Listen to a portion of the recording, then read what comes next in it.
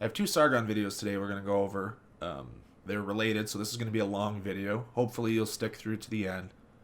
Um, but it's going to cover puberty blockers in trans kids. So let's get it started.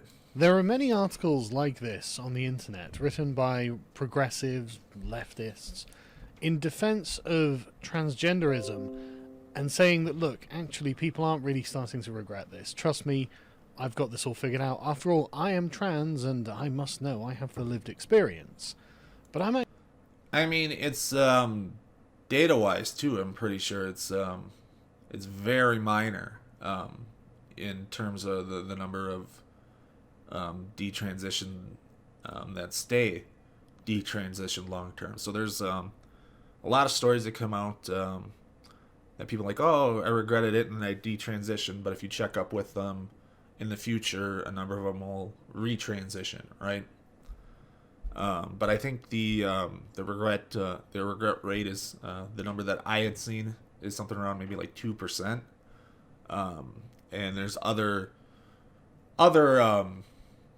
surgeries, procedures, and other things that we do pretty regularly in treating health that there are far higher regret percentages. Like this is one I saw from Maddie from On Our Last Nerve, who said it was something like 30 something percent regret knee replacements, right? So something medically, in that case, Sargon might agree is medically necessary for some people. There's a far higher regret rate than there are within trans people who transition, right? So, not saying that nobody regrets it and nobody wants to detransition 100% or anything like that. Part of that's going to come with any medical treatment, right? But they like to go on these very, very rare examples, which I feel awful for the people that felt they had to do transition and then it's like, no, this isn't for me. I'm going to detransition, right? It's awful for it. But for the vast majority, even more than other treatments, they aren't that way, right? They stick, they like it, they agree with it, and even if there are some in that regret pool that regret it, still stay trans and how they transitioned out, right? Or at least that's from the information I've seen and from other discussions going around. I'm actually a bit more concerned about the reality behind this person's alleged lived experience. And I'm not really that bothered about being called transphobic, because I don't think I am irrationally afraid of anything here. I think there are genuine concerns, and I think they should be raised.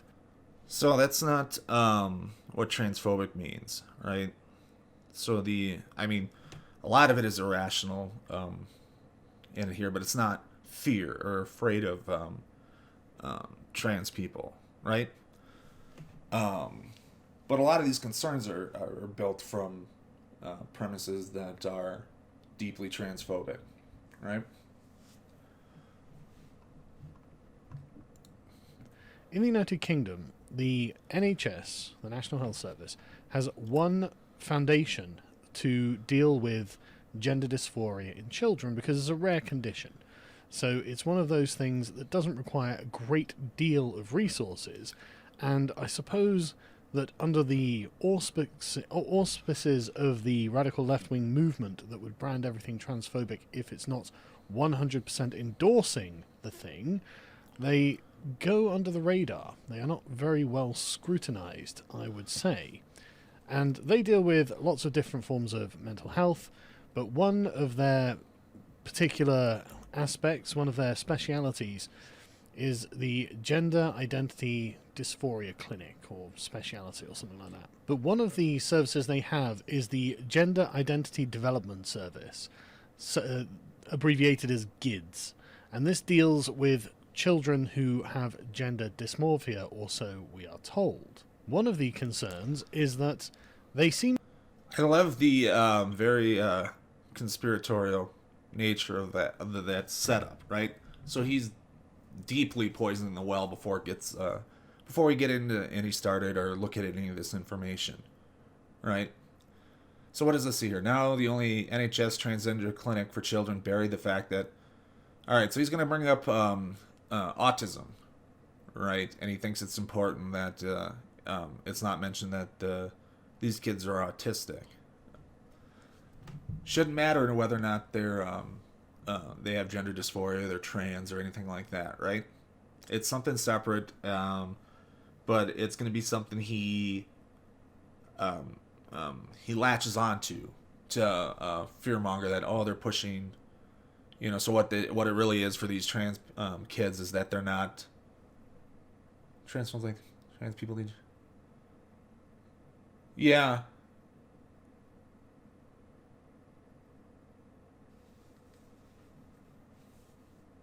Yeah, sure. And you're probably far more familiar with the numbers and all that stuff than I am, Sash, right? Um,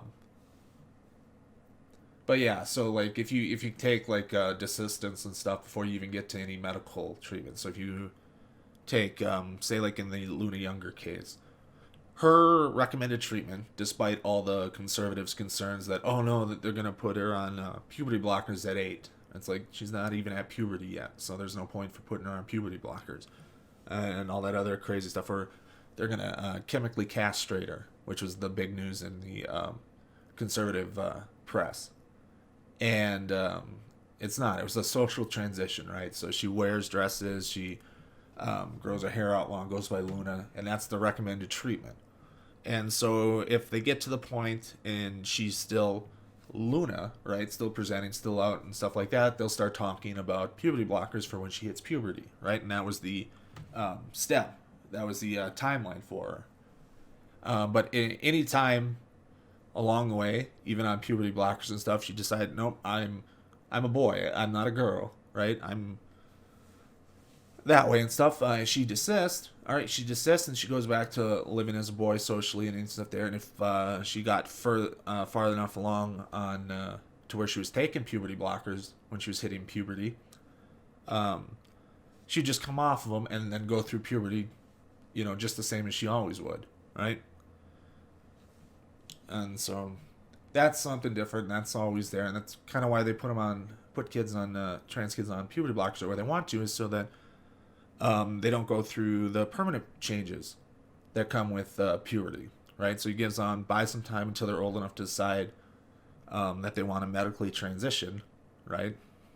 And then if anywhere along that path they desist, they take them off, and they're back to living as the gender they were assigned at birth.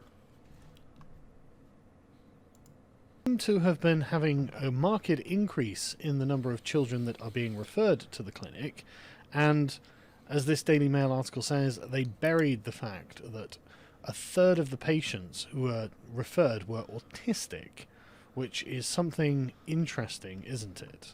This 2018 internal review found that 35%. So I don't get what they're burying, right? Like they're burying these facts. Like, oh no, they're autistic, and that changes whether or not they're trans, right? And whether or not they should have access to medical treatment, right? It's just something that's not important to it. And so this is probably, well, we'll see, because I been a little ahead, like you saw, about 8 minutes into the video when we started this up, so I'd taken a little bit of a look ahead into it. They're going to go, one of the sources he cites later in the video is Transgender Trend, a blog, right? An anti-trans blog, right? Which, I don't know if, besides just this article, I'm sure this was probably linked in the blog, and that's why he knows about it. Yeah, more fear-mongering stuff here, but like, my guess is with the Tavistock Clinic is they don't report them being autistic because it's not something that is important to whether or not they're trans, right? You can be autistic and still be trans, right? Maddie's trans and is autistic, right? It's not something that's important, but because there's a lot of fear around autism, that's something that anti-trans groups can grab and say, oh, this other horrible thing that is autism is confusing kids into being trans, and they're not really trans, right? And that's not the case. And so he's finding this conspiracy, that they buried it. When it's not necessarily relevant. Oh, God damn it. Exhibited moderate or severe autistic traits, which you would think would be cause for some kind of reflection or inquiry, but the clinic chose not to highlight this result. And this seems to be something of profound importance, because autism being a cognitive disorder, that it surely reflects on the way that they think about themselves as well as the world around them, and the way that they socialize. And if we're talking about a core component of a person's identity, which deals expressly with their social reality, as in their gender, if they have other personality disorders, then you would think at least would be worth mentioning that there was a surprising preponderance of autism. I mean, there isn't, right? You're trying to connect two things that are scary in the discourse right now. Not that they're actually scary. Autism is fine, and being trans is fine, and all that stuff as well, right? So it's not scary, but this is what he's going to use to fearmonger. Yep. So that's and that's a good point, right? That autistic people are less likely to follow rigid societal norms, so they're more likely to admit they're trans, right? So that is a perfectly reasonable and probably more likely accurate summation of the truth of the matter, right? Yeah, it may not either, right? And it's just a small sample. 1,100 kids, right? In a country of, what is the UK? 60 million? Or am I overestimating the size of the UK? Let's look that up. Oh. Let's look that up. Population of the UK.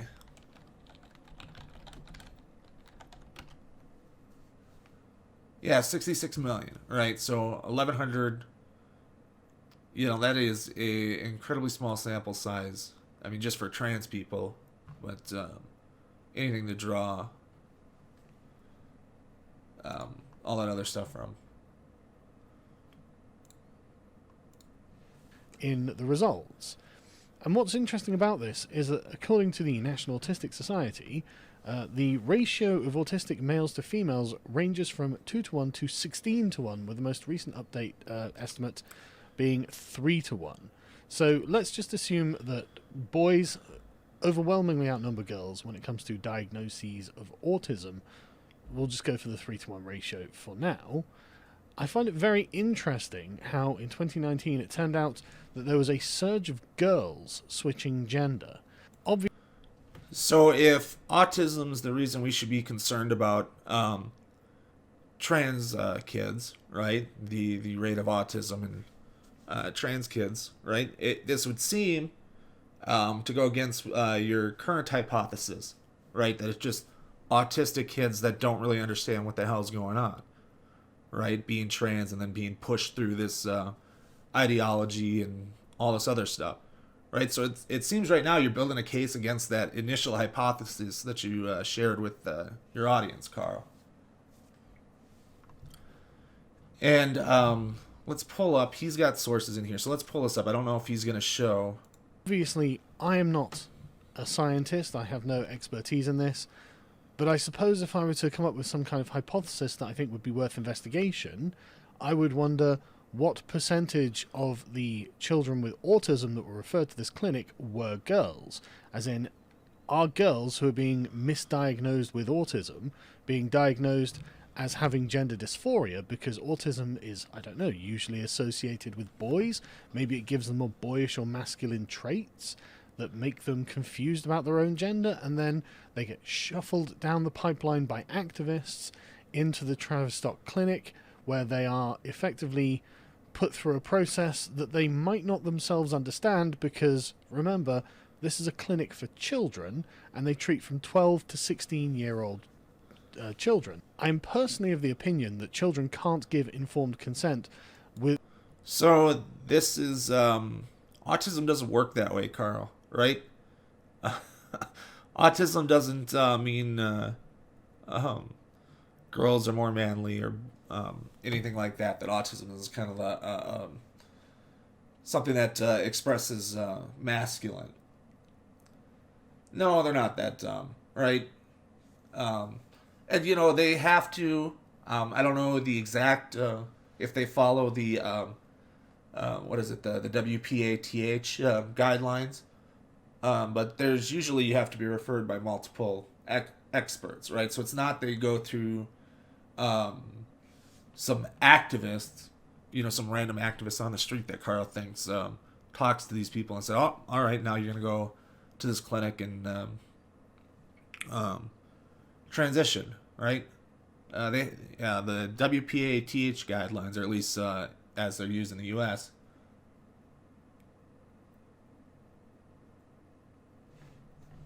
Alrighty, so we're going to time out. You want to come and have an actual discussion and be respectful about this stuff, you can come back. But for now, you're timed out there, Locoroco. But anyways, yeah, it's autism isn't something that's. Yeah, I'm sorry. I don't know if that's Twitch's end or my end. My end seems my bit rate up here is pretty good. I mean, I had one little dip. It seems consistent. I'm not dropping any frames, so it might be server side on Twitch's end, Tria. So it's all right. But yeah, where was I going with that? Yeah, autism isn't just something that's if girls have it, they're masculine, right? That's just that's not how autism works. But it's a weird, crazy hypothesis that doesn't really follow anything in the data. So I don't think he's going to show us that. So I'm going to go through his sources and pull this up because I think you'll see the number that they use is. So what is this? This is the Sunday Times. Pull this open. Where are we? Sunday Times.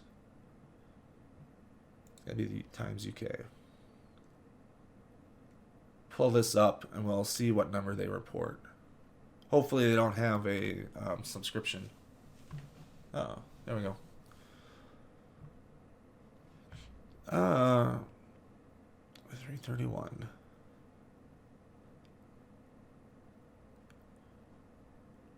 Across all ages, dude.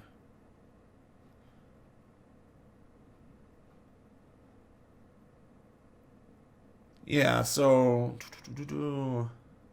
almost 3/4 children seeking help. They got it under subscription, so I can't see all the numbers are girls. Proportion recorded to the figures from England's only gender clinic. Right.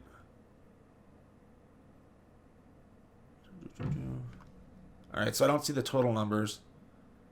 But 624 boys, and if they say that's 25%, so you're looking about 1,200 girls or so.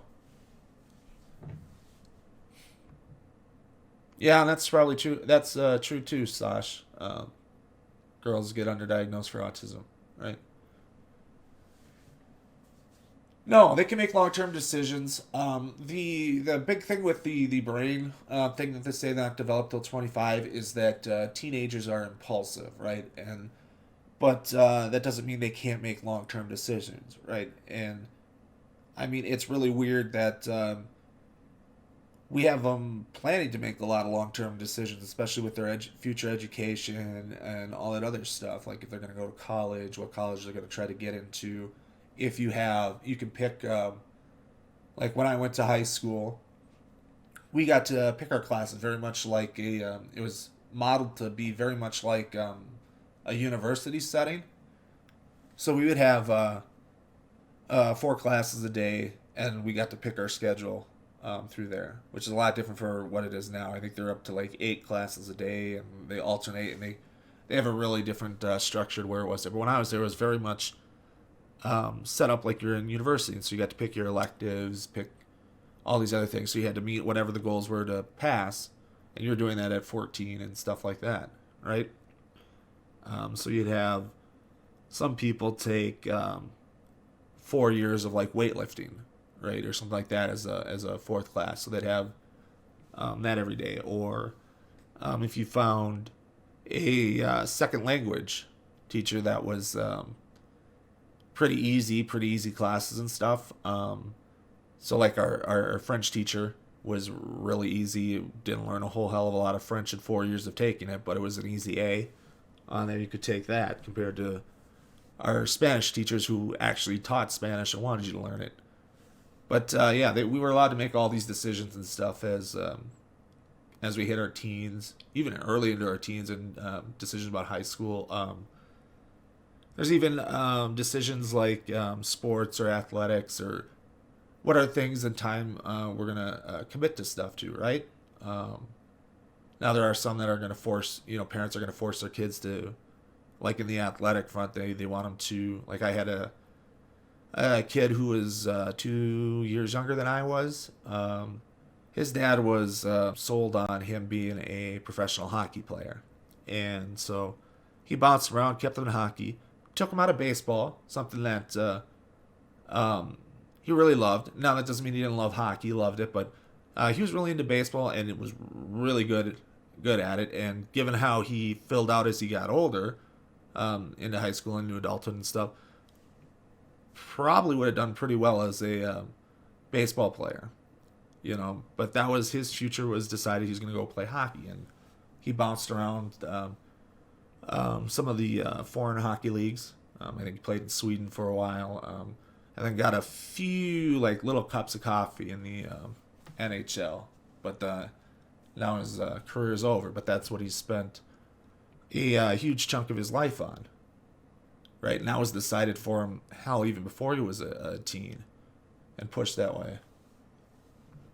So let's get back in here. So yeah, so it's about 1,200 girls, just by doing the math, which is more than the sample that he had for autistic children, right?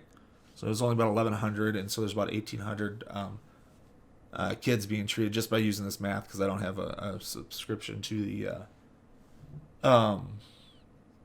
the Times that he's getting this information from. So they're not all autistic, and nothing in there. So his hypothesis falls flat right there. It doesn't account for the numbers based on the numbers he's shown.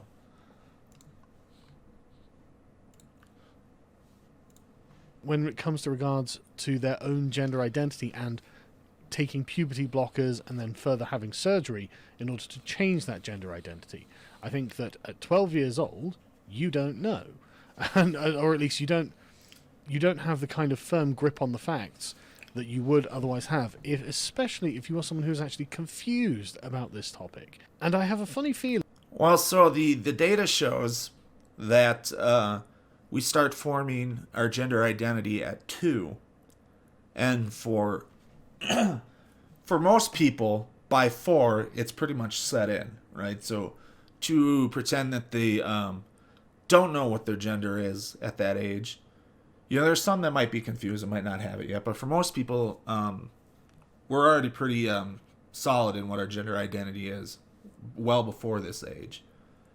But they have to see professionals, right? And so I don't know the exact guidelines the Tavistock follows, but WPATH, which is somebody else showed me a different clinic in the U.S. that treats transgender children and stuff like that. You need two referrals from experts, right, to get on any of this stuff. So you've gone to the psychiatrist, you've gone to all the medical professionals that are going to look over and make the actual diagnosis.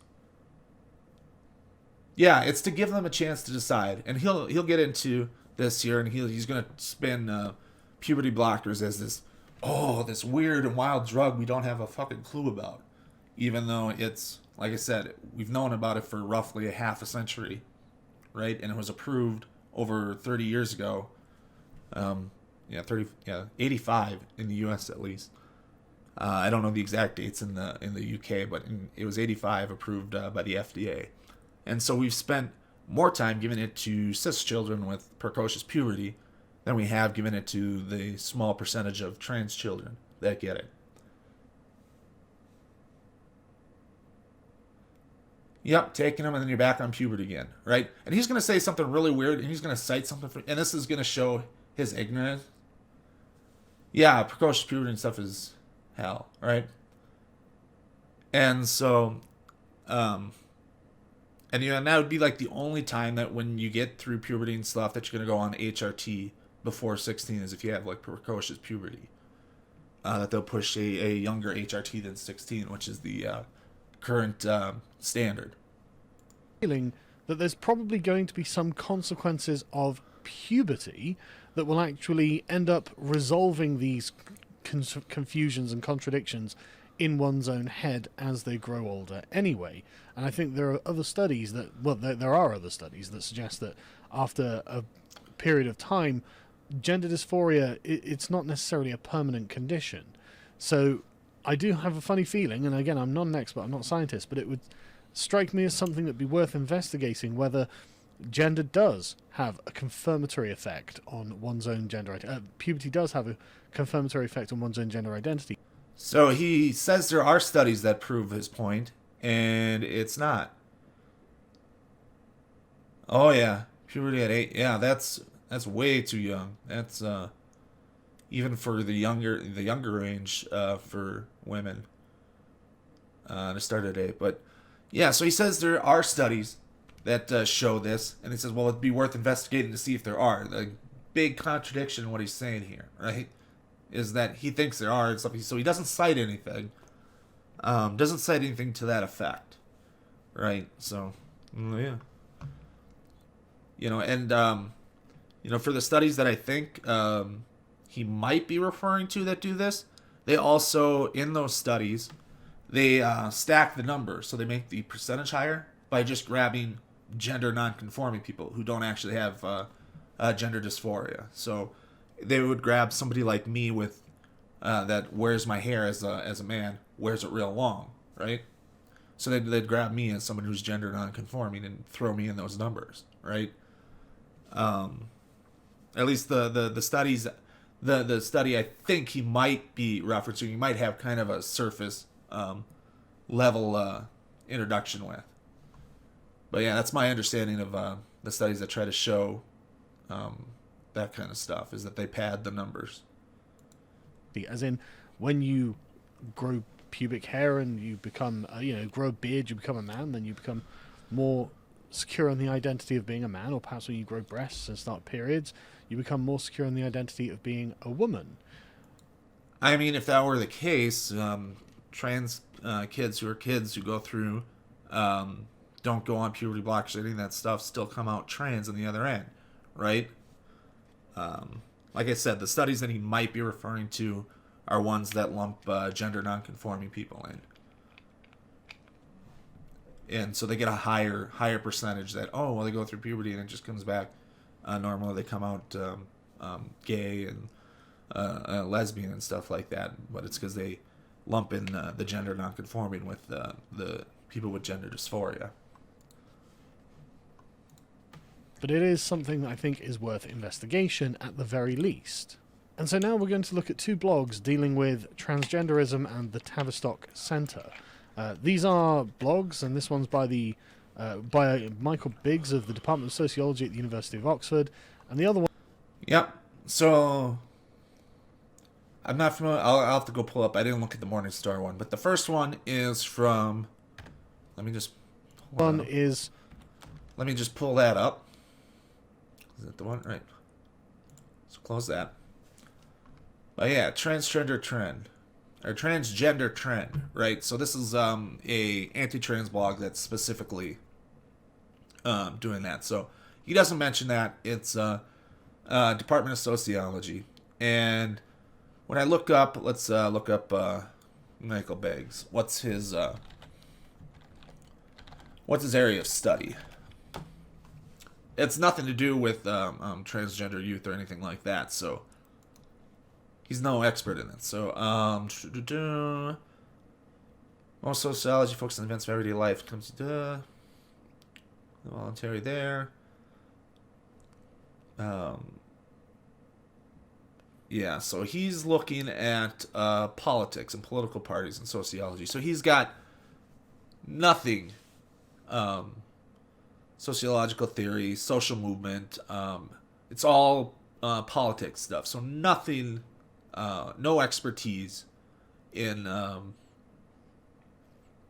transgender youth or psychiatry, psychology, and all that stuff, or even in the medicine aspect of it, right? So if you get like an endocrinologist or something on there to argue, so he's got none of those expertise. But we'll see what Carl thinks is important from that blog. From the Morning Star, which is a socialist newspaper. Now, obviously, I'm not going to talk well of a socialist newspaper, but in this Morning Star. Let's see if it's an actual socialist newspaper, because if you watched the last video I responded to, Sargon doesn't really have a clue what socialism is. That's coming from a non-socialist as well. Morning Star Online.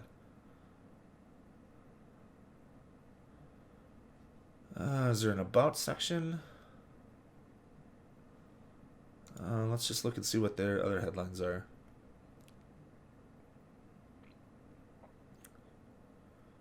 Arcade blanches over fossil fuel investments.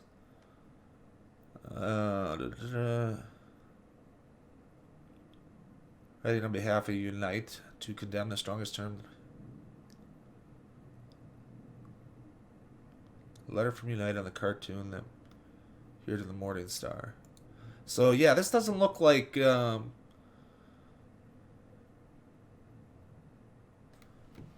I don't want your subscription. Fuck off.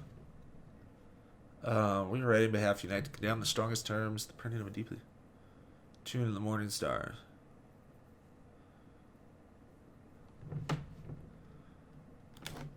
Alright, so this might be, yeah, so this looks like it's a pro-union and pro-other stuff, right? So, yeah, it looks like they'd be on the left. I don't know if they're actually socialists, but so, at least more left-leaning, but as we see, there's still plenty of bigotry and stuff on the left in certain areas.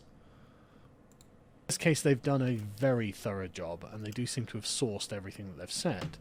So, the interesting thing about this is that Tavistock's experimentation with puberty blockers, as they say, seems to be just that, experimentation, and it's not all good. I'll read you a couple of excerpts from this article. It's a really long article, so I'll try and keep it brief. In 2010, GIDS launched a trial of puberty blockers for children in their early teens with gender dysphoria. This was and remains an experimental treatment. These drugs, I'm not going to go into the technical terms, have not been certified as safe or an effective treatment for gender dysphoria by their manufacturers, nor by the National Institute for Clinical Excellence. So, all right, so this isn't. So this is kind of where they're going to try to hide a lot of their fear mongering in, as well. It's not tested. It's not any of this other stuff. So this is off-brand treatment for gender dysphoria and for trans kids and stuff like that of puberty blockers. That doesn't mean that they're unknown or unsafe or anything like that. It's just it's an off-brand use for them, right? And they use them because of all the other studies that show they're relatively safe and reversible, right? Kind of treatment, right? It's why the World Health Organization lists liraprolin. Oh, I always butcher this word. Liraprolin on the list of essential medicines for a medical system. So this very thing that's used to that he's trying to fearmonger on is this experimental drug we know nothing about, none of this, and it's not. It's just they weren't approved initially for use, which is 35 years ago in the U.S. If I got my math in 90, 80, yeah, so about 35 years ago in the U.S. They were first approved for precocious puberty, for breast cancer, wow, I'm going to stumble over this word. Testicular cancer. There we go. And other treatments like that. But those were the general ones that were in the grouping of the first approval. Right? But between then and in the U.S., it was, 2008, 2009 that the Endocrinologist Society, I forget the exact year, did it. So we had, you know, several decades of testing to understand a lot of these effects. Now, in the specific thing with trans children, we haven't. We have very, very few studies, but the studies we have so far don't really show the kind of risks worth fear-mongering over, right? Some real minor stuff. Yeah. Well, and then the other stuff on the left with the treatment of Buttigieg, you know, and whether or not he's actually gay. That's, you know, that's straight homophobia, guys. Let's cut that shit out. But yeah. Already, we are giving children experimental drugs that will dramatically change the course of their lives. This is also a recent... Nope. Puberty blockers, you go on them, you take them off, puberty resumes, right? We know this because that's what we use them for in precocious puberty, right? You get puberty at 8, you put on puberty blockers for a few years until you hit, you know, usually 10, 11, 12, right about there that you want to go on puberty normally. So you sit on them for a few years and you take them off and you resume puberty as normal, right? So this is a lot of fear-mongering. A lot of this is just because Carl's too fucking lazy to actually do any of the research, and he's just going to pull up any blog that fits his preconceived notions. Innovation, because prior to 2010, they only administered puberty blockers to children when they had reached 16, when they could presumably consent to the medical treatment. All right, 16. Most people are, you know, well through puberty at 16 now. Some of them can still go and are still going through puberty at that age, but they're on the tail end of puberty. So I don't know if that's the exact wording for that, or if the article he's reading from is trying to conflate that with what was likely, or at least in the U.S. at least, or, you know, the recommended or the standard time to go on HRT, if you're going to go on HRT under 18, is 16 to make that decision. And that's what puberty blockers are put on to hold that decision off for them. So I don't know if the article he's reading from is taking that information, you know, hey, at 16 you're going to go on, you can go on HRT, and confusing that with at 16 you can go on puberty blockers, right? So I'm not familiar with the laws in place, any of that. But yeah, so I don't know if that's accurate reporting the information, if it's kind of conflating the two, and then try to turn around, because again, this is on a blog called Transtrender Trend that is specifically anti-trans. Treatment. This cautious approach was vociferously opposed by two organisations devoted to transgendering of children, Mermaids and the Gender Identity Research and Education Society. As Carmichael later recounted, there was a lot of pressure coming from... Yeah, they confuse it real well, right? And they try to put all that other stuff, right? So that's... some of them will do it the opposite way, right? So when kids that go on puberty blockers at 11, 12 when they hit puberty, they'll say that's HRT and say it's the same thing, and they'll confuse it that way. It's like, oh no, they're giving hormones to kids, right, kind of thing. And not even at like 16, or maybe or sort of, they might be willing to say, all right, you can consent to that. Certain group to introduce it. Families were travelling abroad because they knew it was available in Holland and America as a service. We didn't have the evidence one way or another, so the best way to do it was part of a research study. And so many children became part of the research study. Tavistock Trust announced that the study on its website in April 2011, it stated it was deemed reversible. This assertion contradicted the study's own research protocol, which was obtained under Freedom of Information request. It is not clear what the long-term effects of early suppression may be on bone development, height, sex organ development, and body shape, and the reversibility if treatment is stopped during pubertal development. So that's not exactly encouraging. So this is confusing the different things with reversibility. So this is grabbing some of the few concerns, right, that one might legitimately have, just from my understanding of things, with puberty blockers in use at that particular age, and what generally is reversible. So the reversible they're likely referring to from this press release is you go on puberty blockers, you come off, puberty resumes, right? So that's the reversibility, right?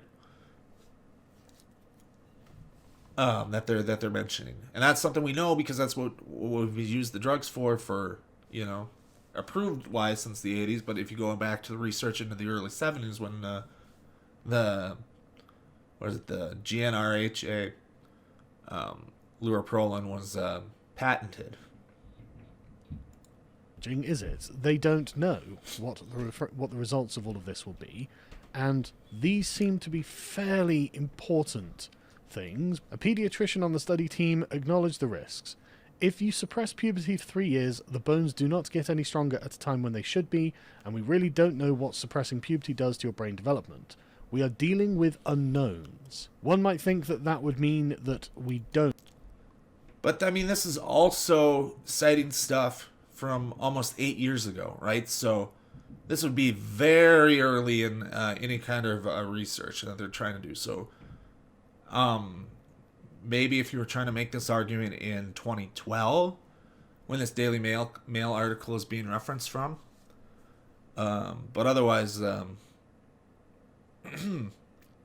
otherwise here in 2020, we got plenty more research, and that the brain development thing, not a large sample that we can totally rely on, but it doesn't seem to affect it, right? From the study the few studies we have.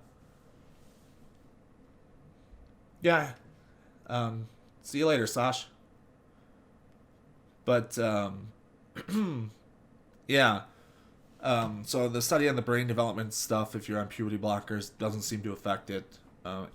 Very small study, not something we can totally rely on in terms of data, but the study we do have doesn't show, at least there. And then, like Tria points out, bone density can be treated along with this if that becomes an issue, right? So it's not a very big concerning issue for the treatment,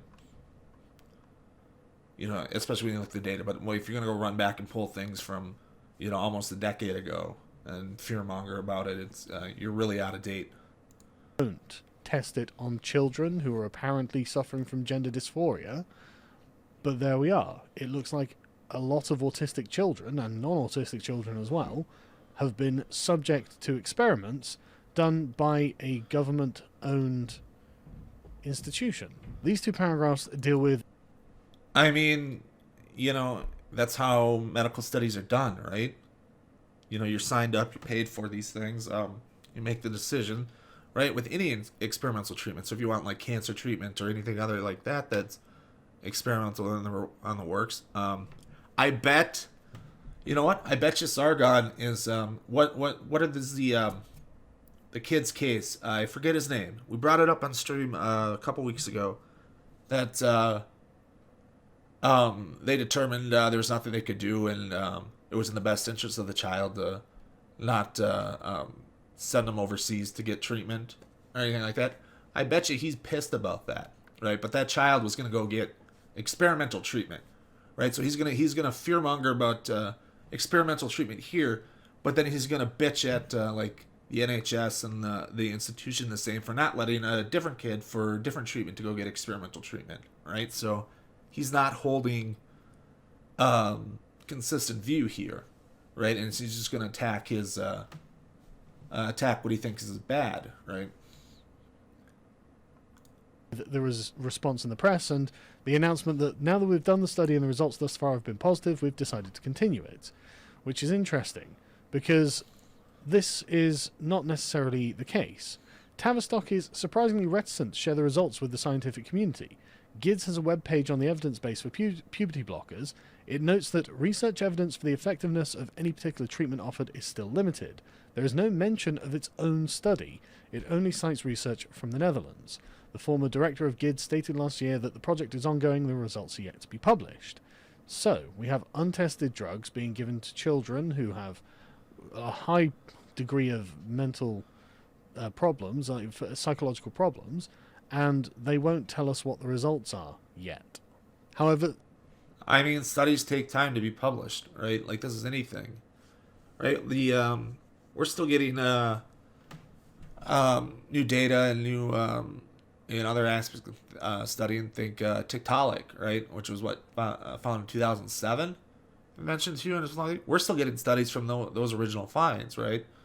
What is it, like 7 or 8 specimens that they have of Tiktaalik that they're still writing more on and still publishing more results on from something from 13, 14 years ago now. So that studies that all that information isn't quite out yet. But here, these drugs have been tested. They've been tested for years, right? We've had them for about half a century, right? It's not, keep saying they're untested. They're not untested, right? In this specific use, there's not as much information as we have for precocious puberty. But for a lot of the things that Carl has been fearmongering about, we're pretty solid in the scientific department, right there, the scientific evidence. some of the results have been made public, and as they say here, only one change was positive. According to their parents, the young people experienced less internalizing behavioral problems, and there were 3 negative changes. Natal girls showed a significant increase in behavioral and emotional problems. One dimension of the health-related quality of life scale completed by parents showed a significant decrease in physical well-being of their child. What is most disturbing is that after a year on blockers, a significant increase was found in the first item, I deliberately tried to hurt or kill myself. Astonishingly, the increased risk of self-harm attracted no comment in Carmichael's report. Given that puberty blockers are prescribed to treat gender dysphoria, it is paradoxical that the suppression of puberty does not impact positively on the experience of gender dysphoria. When differentiated by sex, the impact was positive for boys on one aspect of body image, but negative for girls on 2 aspects of body image. There are other negative results, but I'll leave that one there. Alright, so these are just parent surveys, which, alright and stuff, but might have some issues with collecting data that way. But the self-hurt, self-harm might have absolutely nothing to do with the puberty blockers, right? So this could be somebody who's come out as trans and they're dealing with a lot of the societal stuff, right? Bullying and any of that other stuff going on while they're on puberty blockers and stuff, right? Kids can be, pretty vicious assholes to one another over differences and stuff, right? So that could be one aspect of it, right? So they're out, they're open as a trans individual, and the rest of their community doesn't accept them as the trans person, right? That's one possible explanation for it. It doesn't necessarily tie into, they were on puberty blockers, so that, they want to hurt themselves now that they're on puberty blockers, right? It, doesn't seem to follow, right? Or doesn't necessarily follow. Not doesn't seem to follow, but doesn't necessarily follow. The old correlation is not causation thing. And go to the socialist, the Morning Star one. Because, again, in this, there are just a few bits to extract that are just very, very informative and very concerning. Back in 2012, the Tavistock was aware of 2 research studies which showed that 100% of children on blockers progressed to cross-sex hormones in Netherlands and Australia. And in 2016, their own results showed the same. Evidence was emerging that persistence was strongly correlated with the commencement of physical interventions, such as the hypothalamic blocker. I don't know what these are. And no patient desisted after having started on the hypothalamic blocker. But by comparison, those children who did not start on the blocker, of those 90% went on to refuse cross-sex hormones. So this seems to be a way of essentially making all of these children take these cross-sex hormones. So if you had a particular interest... No. I mean, in order to get on blockers in the first place, you have to be pretty persistent in your gender dysphoria, right? So, if 100% on blockers eventually start going on HRT, I mean, these are the kids that are most persistent in their gender dysphoria, right? In the most persistent, evaluations to be gender dysphoric and being trans, right? So to argue that they just throw them on blockers, no, they got to see experts, right? So like I don't know the full list of the protocol for the Tavistock, right? I'm not in the UK, it's not anything there, but because I was arguing with somebody else who was arguing against using puberty blockers for trans children on Twitter, this week or last week, something like that. The one they cited uses the WPATH guidelines, right? And those guidelines require two experts, right? Two experts to sign off that you're gender dysphoric and you're trans, right? So unless you think they're willing to risk their medical licenses to put people that aren't trans into into these programs and stuff like that, right? Yeah, here in the U.S. specifically, yeah. Yeah, they don't. It doesn't happen. It takes years, right? They want to make damn sure that you're trans before they put you on this stuff, right? And they want to make sure it's persistent for like blockers and stuff to give people more time. But you still have to. It's still got to persist, right? If it's not persistent that you got gender dysphoria, you're not going to go on blockers, right? They'll let you go through and develop normally, or develop without the intervention.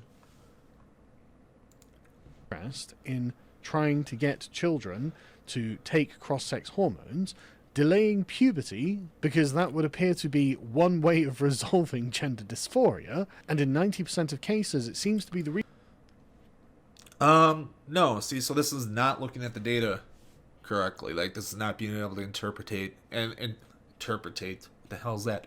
Interpret the data correctly. Yeah, even with insurance, it takes forever to get anything done, right? Yeah, but like I said, it's got to be persistent in their gender dysphoria by the time they get on blockers, right? They're not just gonna throw it on you right away, right? So it's the part of the diagnosis here, at least in the U.S., and they use some more international global standards and stuff. So I assume they're pretty similar. That would be my assumption. But it's usually, at least a year of, minimum that your gender dysphoria persists before you can even consider blockers. And if you're a child who's still far away from puberty, if you're Luna Younger, for example, I'll use her because I'm familiar with the case, at 7 years old, and it's been persistent for 2 years here, and by the time it was 8 or 9, they were going to sit down and start talking about it. So you'd have 2 more years that gender dysphoria would persist, right? So if it's persisting 4, 5, 6 years, and they're, hey, I'm Luna, I'm affirming as this, and I'm all this other stuff, and the treatment's there, and the experts say it there, right? That's the kind of trans kid that's likely to get be allowed on blockers, right? And then eventually HRT if she gets that far. So yeah, if she's getting to that stage, it's pretty persistent for her, right? And if it's the ones that aren't going on them are the ones that their parents aren't letting them, right? Because let's remember, it's all the parents still, in most of these cases, especially in the U.S., parents still have to consent to this as well, which is kind of the sad thing for Luna Younger is someone who's shown multiple experts, even one selected by the father to try to be a neutral expert to actually diagnose her, right? He brought in other experts that didn't diagnose her, didn't give her an evaluation that he tried to use against the diagnosis. But the expert that he chose and then he tried to influence behind the mother's back still said, hey, kids got gender dysphoria. Here's an expert in the field. Here's another expert in the field that deals with this more specifically. Go there for a second opinion, right? And that's what they got. But so yeah, it's The people that get to the point of blockers are the ones that persist, right, consistently, and the experts are going to sign off on it, right? So it's not this willy-nilly walking to the doctors and saying, I'm trans, give me hormones, right? For kids, right? No doctor's going to sign off on that. Reason that these children didn't go on to transition. And it appears that these puberty blockers were tested on children before being tested on animals, which is pretty amazing if you think about it. I mean, I bet Peter were thrilled, but the rest of us, I think, are more concerned for the children who are being experimented on by a government-owned trust. Wait, go back. What did that say? Medicine, these people for gender euthanasia.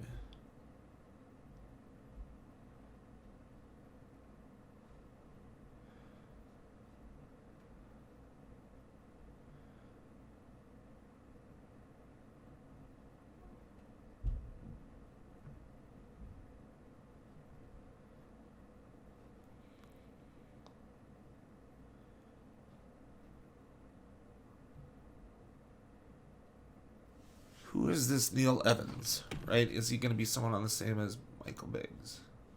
Because the source cites Michael Biggs here, which is not a somebody who would go. So Neil Evans.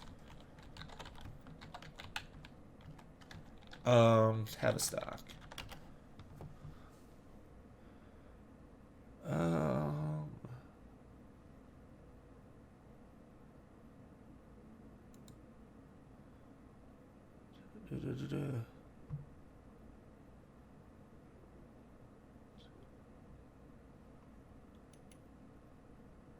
That one I'm probably gonna have to look for,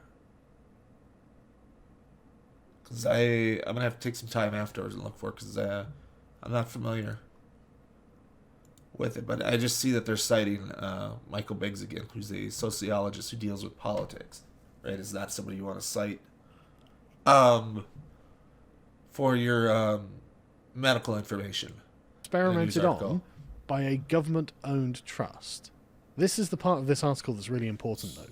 The conclusion of an analysis by Professor Carl Hennigan, 2019, of all published studies of gender-affirming hormone treatment was, quote, the current evidence base does not support informed...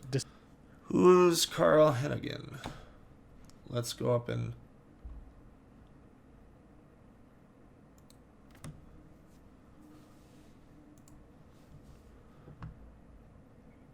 see if we got... find some more.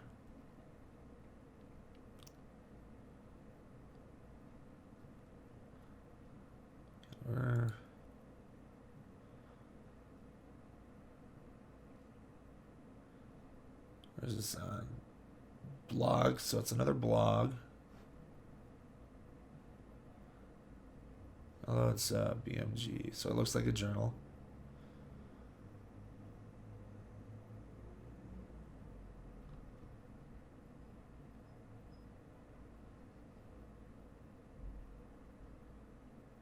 Where's the... I just not see his name on here to...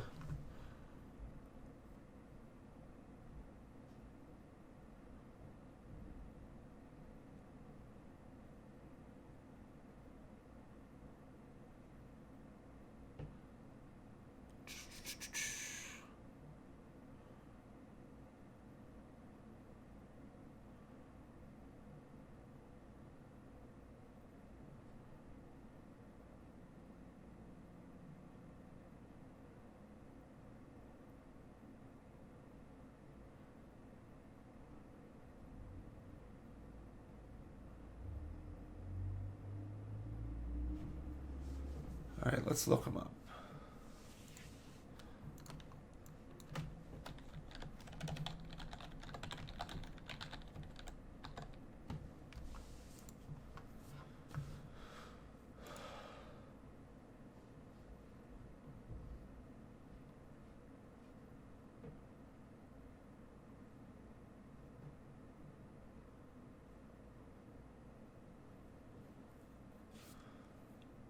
Oh.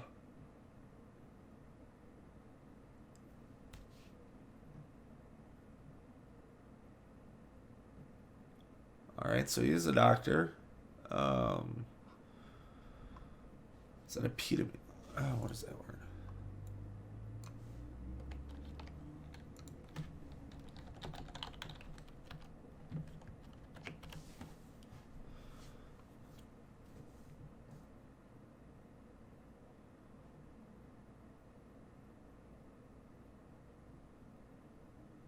All right, so he's a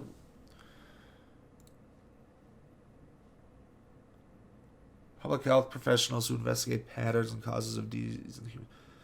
So he's a big research one on here. All right, and just from reading that link in there, it says that there's some issues with some of how the studies are conducted. What is Carl saying? Decision making and safe practice in children.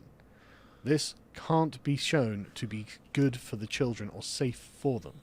I'm sure it will end up transitioning them, but whether that's in their interests or not is another question. Of course, the very fact that I have raised this, and I think I'm doing it in a calm, measured, and reasoned way, based on evidence by experts, makes me a transphobe. It really seems like the people...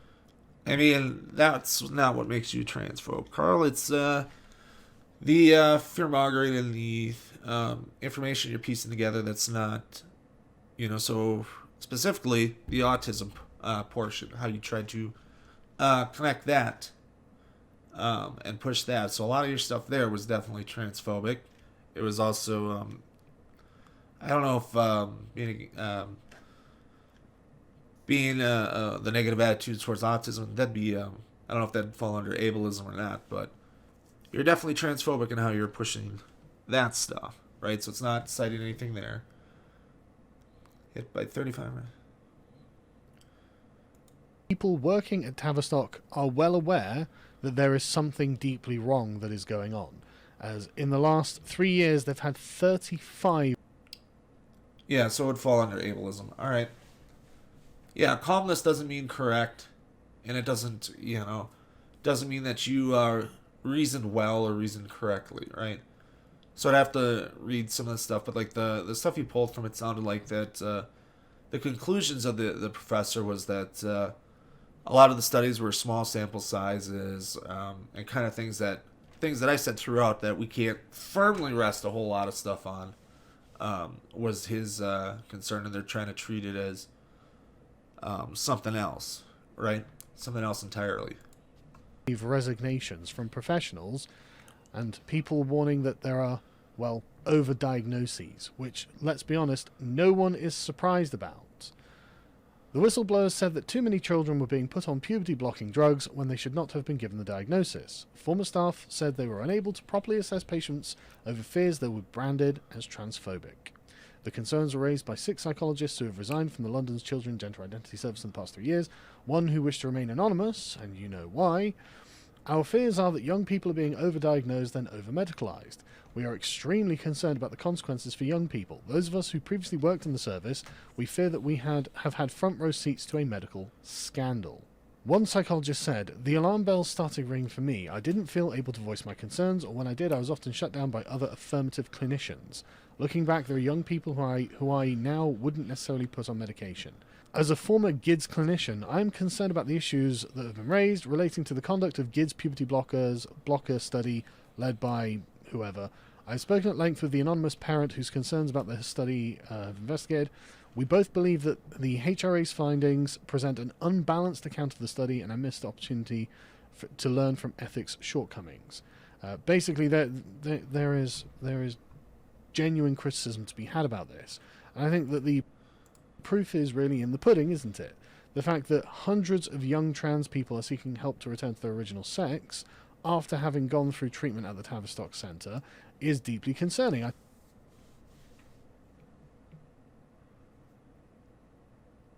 Yeah, I don't know.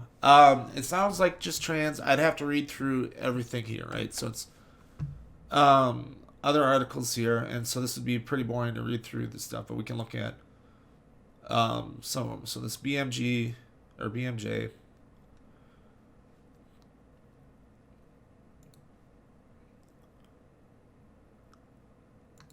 So what's being cited here?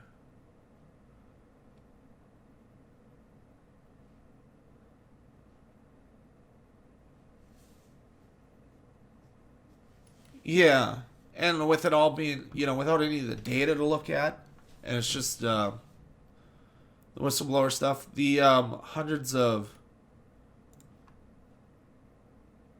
It's coming off. I think this might be his last one, so let's pre.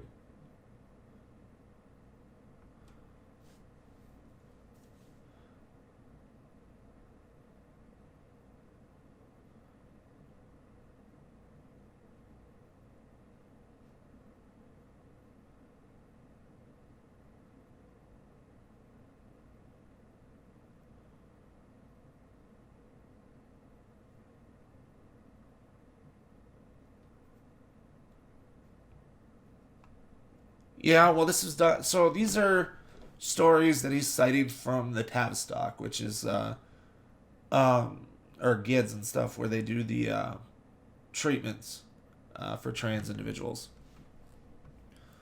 So yeah, I'm not as well familiar with all these stories or any of the data in it to go over.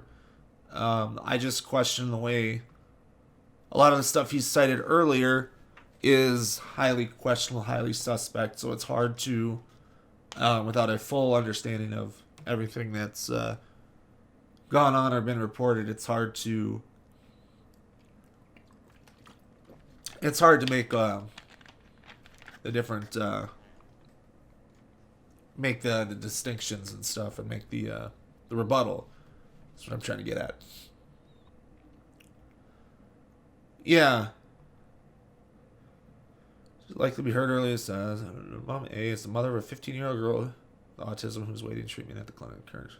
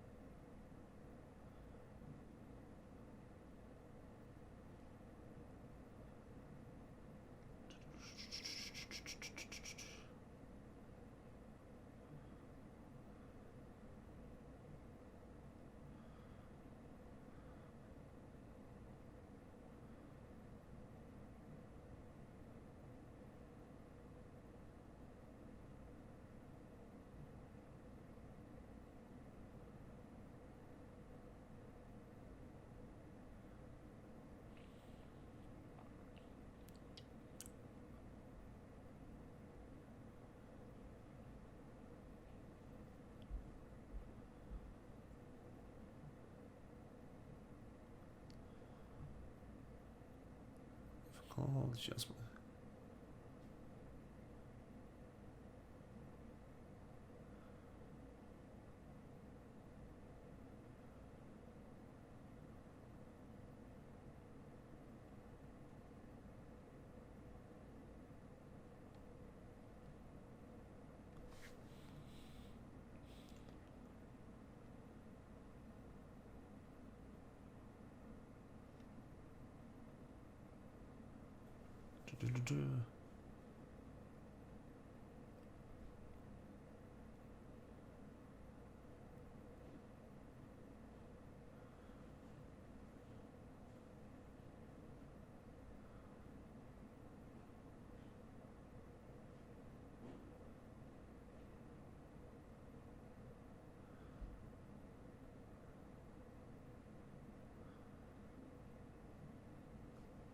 Yeah, so this story that he's going to cite, we're going to have to look and see for the specific instance, right? So the person that's suing, it seems from the quotes, suggests that it was pretty quick to come in here, and these other quotes from the other side are saying it takes 2 years to get into the service, and then it takes well over a year before medical intervention is considered. Right, which would be consistent with all the proper procedures. So maybe there was an instance where this particular person wasn't allowed in the proper procedures. I don't know. I mean, that seems really sketchy and hard to imagine being the case, but you never know when dealing with something that might have happened that way. It's going to have to come out in the court information, right? And we'll have to look at. Come on. So what else does he say here? I think that these are things that really need to be talked about, and I don't think that ending the conversation, shutting it down by just calling it transphobic and leaving it at that is actually acceptable. And what is that source he's citing with the hundreds, right? Sky News. Sky News is... God damn it. Whatever. Give away my idea. Alright, so this is citing that shitty Australian one that had they themselves in this article. Where is it? There's currently no data to reflect the number who may be unhappy with their new gender or who may opt to detransition to their biological sex. So this that he posts here, he doesn't read the article. This whole article. This is something that Blair White did a video on and got shit on real bad over Twitter. Right? So what they have is they have, I think in this interview segment, there was, 2 people that decided to detransition, and then it's all anecdotal stuff. And Sky News can't back up their claim that there's hundreds that want to do it because there's no data. Right? Currently no data. Right? So this is what he's citing in here, too. So this is where the claims of transphobia come in, Carl. Right? Is when you take, stuff like this and present it as actual evidence, right? And this whole video was inspired by this article that came out today over a young lady called Kira Bell, who, as you can see, is one of the young ladies who has transitioned to become male. I'm pretty sure I'm legally bound to say that. She says that the clinic should have challenged her more over the transition. So she is taking legal action against Tavistock because she believes she should have been challenged by the medical staff over her decision to transition. Her transition included puberty blockers and a double mastectomy. So she's had her breasts surgically removed. Even though, of course, there was nothing wrong with them, she was perfectly healthy, she appears to have just been a confused teenager. A judge gave the go-ahead this week to a full hearing of the case against the Tavistock and Portman NHS Trust. The lawyers will argue that children cannot give informed consent to treatment delaying puberty or helping them transition. Tavistock said it always took a cautious approach to treatment. I imagine that everything I have said and more will come out in this trial. I imagine that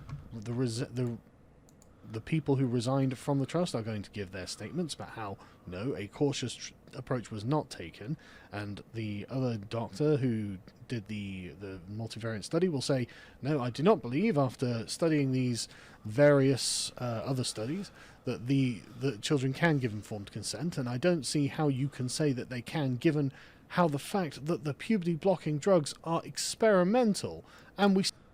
the puberty blocker drugs are not experimental. Repeat it again.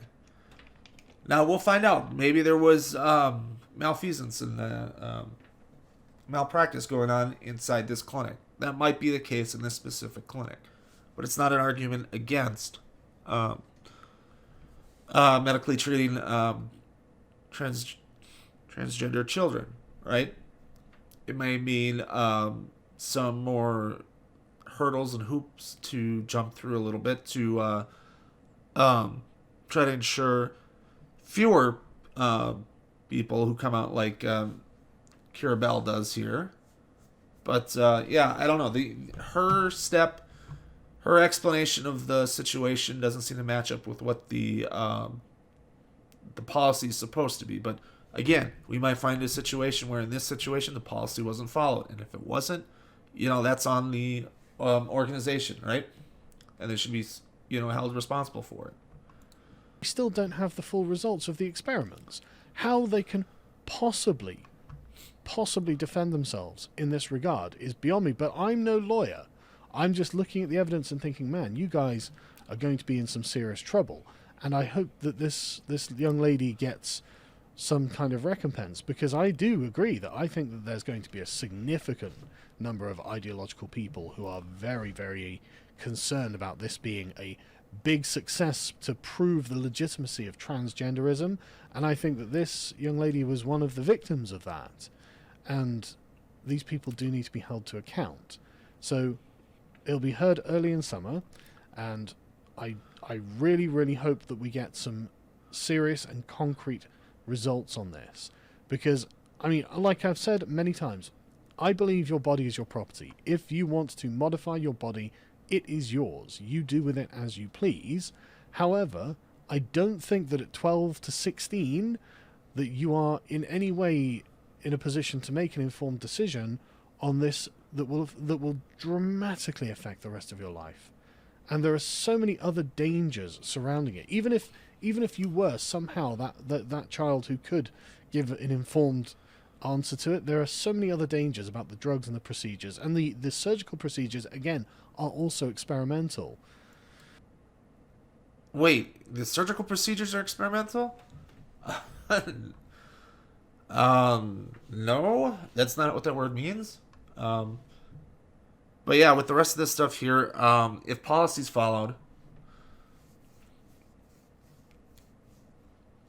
yeah.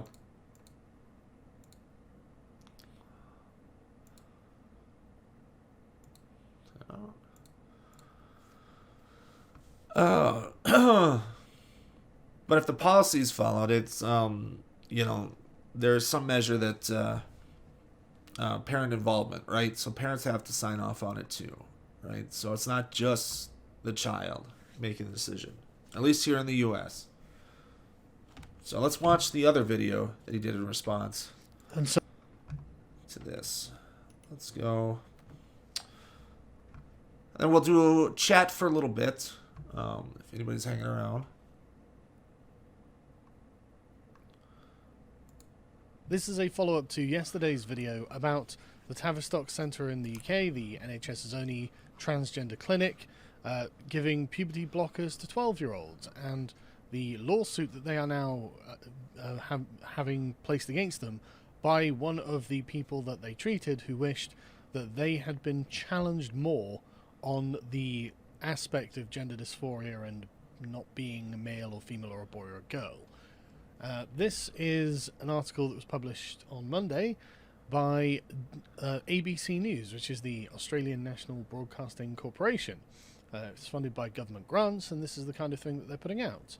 This was Why This 11-Year-Old is Getting Injections to Block Puberty by Janine Cohen. Now, I don't know anything about Janine Cohen. I just had a look through the other stories she's written, and she's pretty much on board with this agenda. I mean, she's written a story saying transgender teenagers are risking lives by buying hormones on the black market. Therefore, chop off their penises and breasts, I guess. Therefore, give them hormone blockers. I don't know about the... Oh my god, my voice is gone.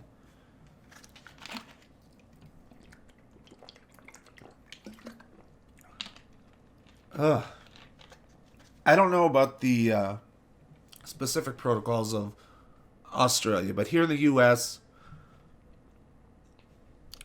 typically you gotta be 18 to get the surgeries, right? So maybe with parental consent in some states you can get them at 16, but yeah, before the surgery's all at 18. Because if they're risking their lives, then this means that this must be something that is right for them to do. And so we should indulge it, which is what's being said here. But notice that, 11 years old getting puberty blockers. The Tavistock Centre for the NHS is 12 years old and up. So 11 years old, I don't know what age they started at. But this is very, very disturbing. Well, puberty would start right around 11 and a half, 12 years old. So that's why they say 12 when they do the treatments, but puberty can start a little earlier than that. And if it starts much earlier than that, you have a condition of precocious puberty, which is what these drugs are fine there. Yeah, it's only anecdotes, right? So like that Sky News article he shared, that's the one Blair White did a whole video on. They did on the video one. So there was 2 detransitioners in that video claiming there was more. And in the article itself, it says there's no concrete data on people who detransition or regret the surgery from anything. So they have 0 data on it, but they're going to push that hundreds of people. They're going to sensationalize. They're going to fearmonger over a handful of people, and you know what? It sucks, right? Sucks for the people that go through all that and then come out and say, we're gonna detransition, we're gonna go back to our birth gender and stuff like that, right? It sucks that they would went through all the treatments and stuff there, and we're gonna go back, right? To go all through there, and we would like to avoid that as much as possible, right?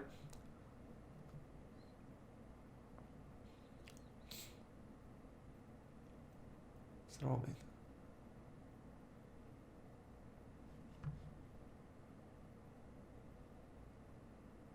Yeah.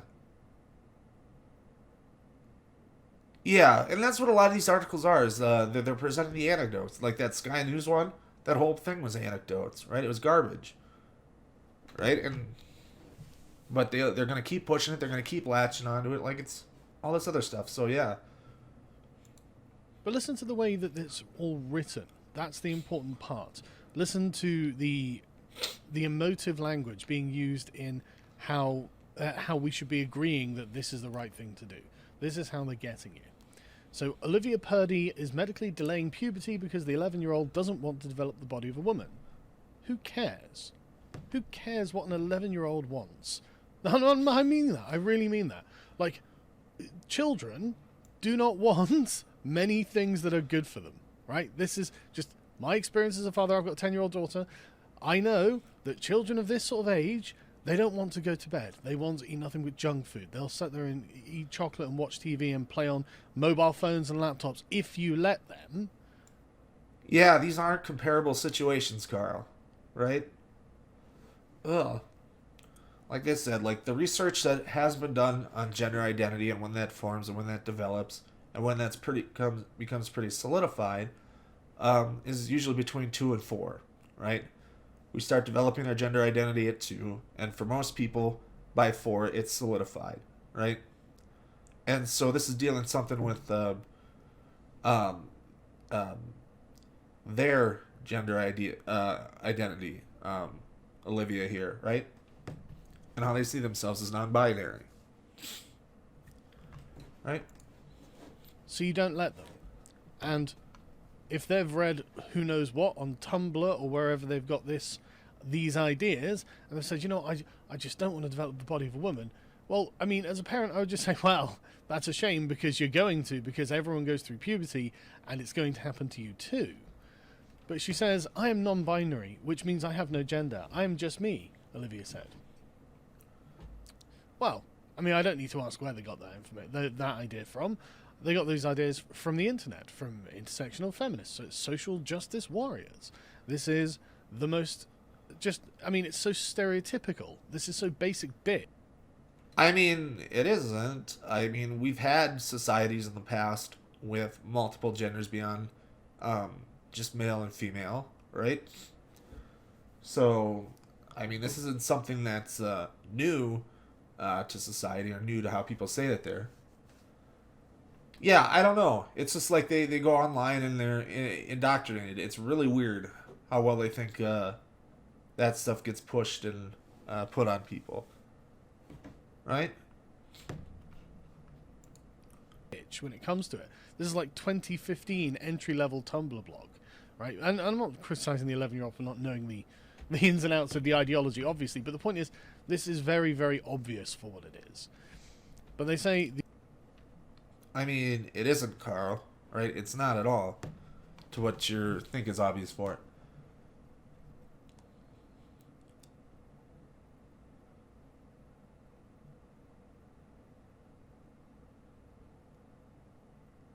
I mean, most people that go through, that come out as trans in their 20s, right, have felt trans when they're kids, right? So, a popular example here would be Hannah from the Hannah and Jake channel, right? She's just recently come out as trans and is on hormones, and eventually, I imagine is going to go and get reassignment surgery when it's all said and done. That's her business. That's her dealing with it. But yeah, she talks about how as a kid it really bothered her. She had a hard time um, figuring out or making herself fit in what everybody was telling her that she was a guy, right? And so I'm glad that she's finally able to come out and be herself, right? Something that she couldn't as a child, right? But yeah, it was there all along. I mean, even if you take the people that push the trans people that push a lot of the anti-trans stuff, right? Like Blair White says she knew as a kid, right? So she didn't go through her transition until she was an adult.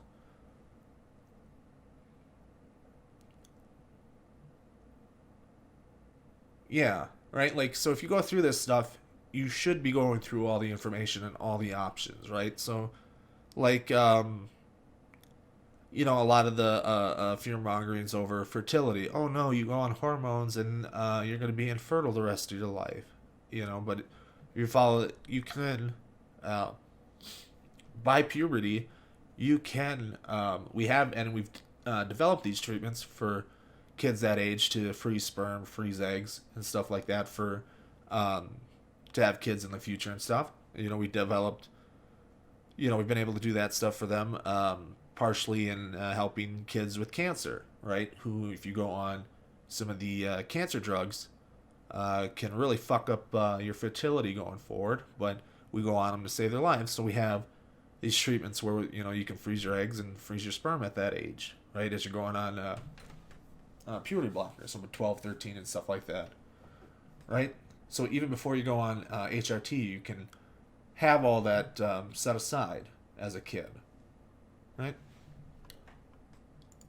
The Year 6 student is one of a small but growing cohort of children around Australia seeking treatment because they don't identify as either a boy or a girl. The world basically revolves around boxes, and those two boxes are male and female box. People try to duct tape the box so that when you stay like that, but I cut the duct tape and open up into my own box. Okay, this...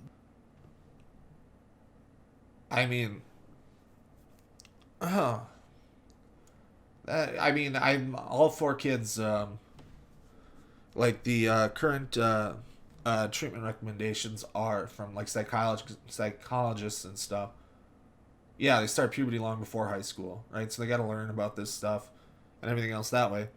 But even like was it psychologists, psychiatrists, and other pediatricians and stuff that deal with kids, the current recommended treatment by the medical field for kids with gender dysphoria is affirmation, so social transition, right? Yep, you weren't even in middle school. Yeah. Yep, 9.5. Yep, that happens a lot real fast. And I don't know how much of some of the people that say, "Oh, wait until high school for all this other stuff," when there's kids and are far aware of this stuff. Like I remember third grade and stuff, and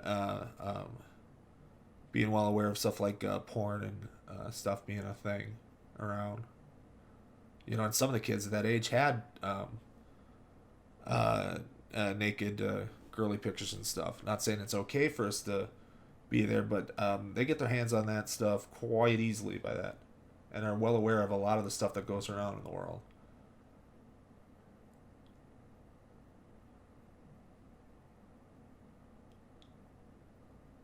I mean, well, like I said, the research says our gender identity forms between 2 and 4 for most people, for a vast majority of people, right? So someone who develops that, hey, I'm trans, I'm a girl, is probably developed that by 4 or 5, and that's pretty simple. Maybe a little later, maybe they have, because of how we, prior to where we're at now and how we treat um, trans people and even other LGBT people, there might be a lot of distress and confusion, right? Not necessarily that they don't know who they are. It's just that they're told they're one thing, and they're expected to be one thing, and it's the distress there that they're not. They haven't feel that way. They don't identify that way. Anything else, right? And that's a lot of the experience you'll get from trans people, especially even those that transition after 18.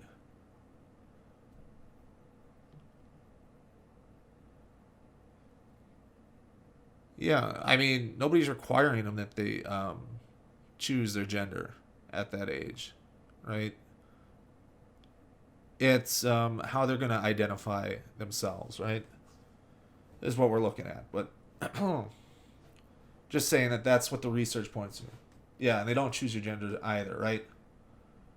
They're to delay things so you can make the proper decision when you're older.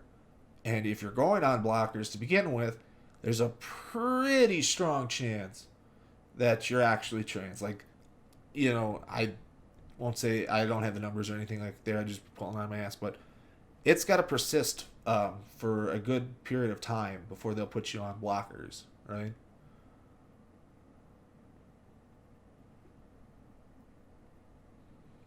I have no idea what gender politics at all ages mean. I mean, kids should be taught about different genders and all this other stuff because these people exist, right? Trans people exist. Non-binary people exist, right? You have a whole different thing to show that that it's not wrong to be these things, right? The way that there's a lot baked in that it is, people will treat people that it's wrong, and it's been a lot of things that the LGBTQ plus community has been pushing forward to change it and say, hey, we're like everybody else that you know.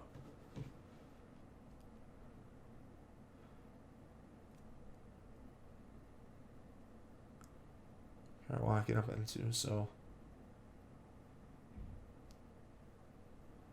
I mean, I don't know if that. Wait. Who are the parents that make their kids cross dress? Right.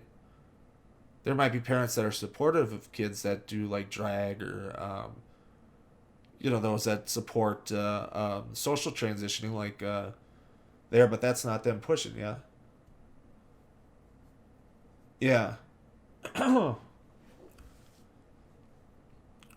Right. I don't know what you're talking about. News stories about parents forcing. Right. If you're gonna bring if you got a story like that, feel free to link it in chat. We'll take a look at it. But I'm telling you right now, if we get the Luna Younger case, I'm telling you, you're wrong in what you're bringing over. Right. I'm well acquainted with that case. But that case still gets brought to me. All right.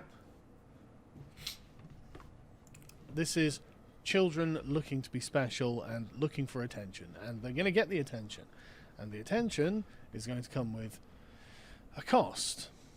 But anyway. All right, so this is why you're considered transphobic, Carl, right? Is that trans people are just looking for attention, right? That's transphobic as fuck, right? To deny that they feel it there. All right, we're done here. Loco, you are banned. Have a good one, friend. Anyway, 2 years ago, Olivia was diagnosed with gender dysphoria, a condition where a person experiences extreme distress due to the mismatch. Yeah, it wasn't a good message to think. It might pop up on screen. I might not have gotten it on time, but yeah, it's not a good message here, and not something I want in my chat. So he's gone for good this time. Between their biological sex and gender identity. Olivia's mother, Jane Rousseau, said that her child was particularly stressed about growing breasts. I think part of that was saying, I don't want to have breasts, said Miss Rousseau. Doctors recommended puberty blockers. Well, hang on a second. Jesus Christ. Right? I don't know why any child would be particularly stressed about growing breasts. Like, again, if they ask about anything... I mean, trans guys, trans men, get really distressed about that stuff, right? Just like trans women get really distressed about masculine features and stuff they're going to develop during puberty, right? This is well documented that those are distressed. So those are the kids that are distressed by that stuff coming, right? And here we have a non-binary child. About an adult body, You just explain to them these are the parts of the body that adults grow when they go through puberty after they become children. It's completely natural. It happens to everyone. And they seem to just generally...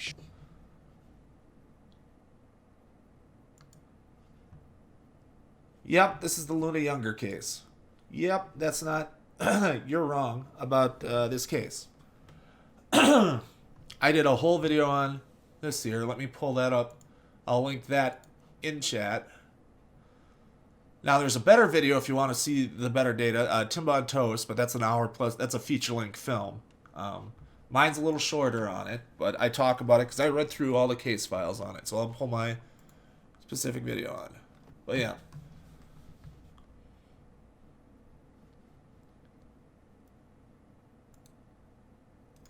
No, don't do that. Can I share? I don't want to open it. Share. Copy.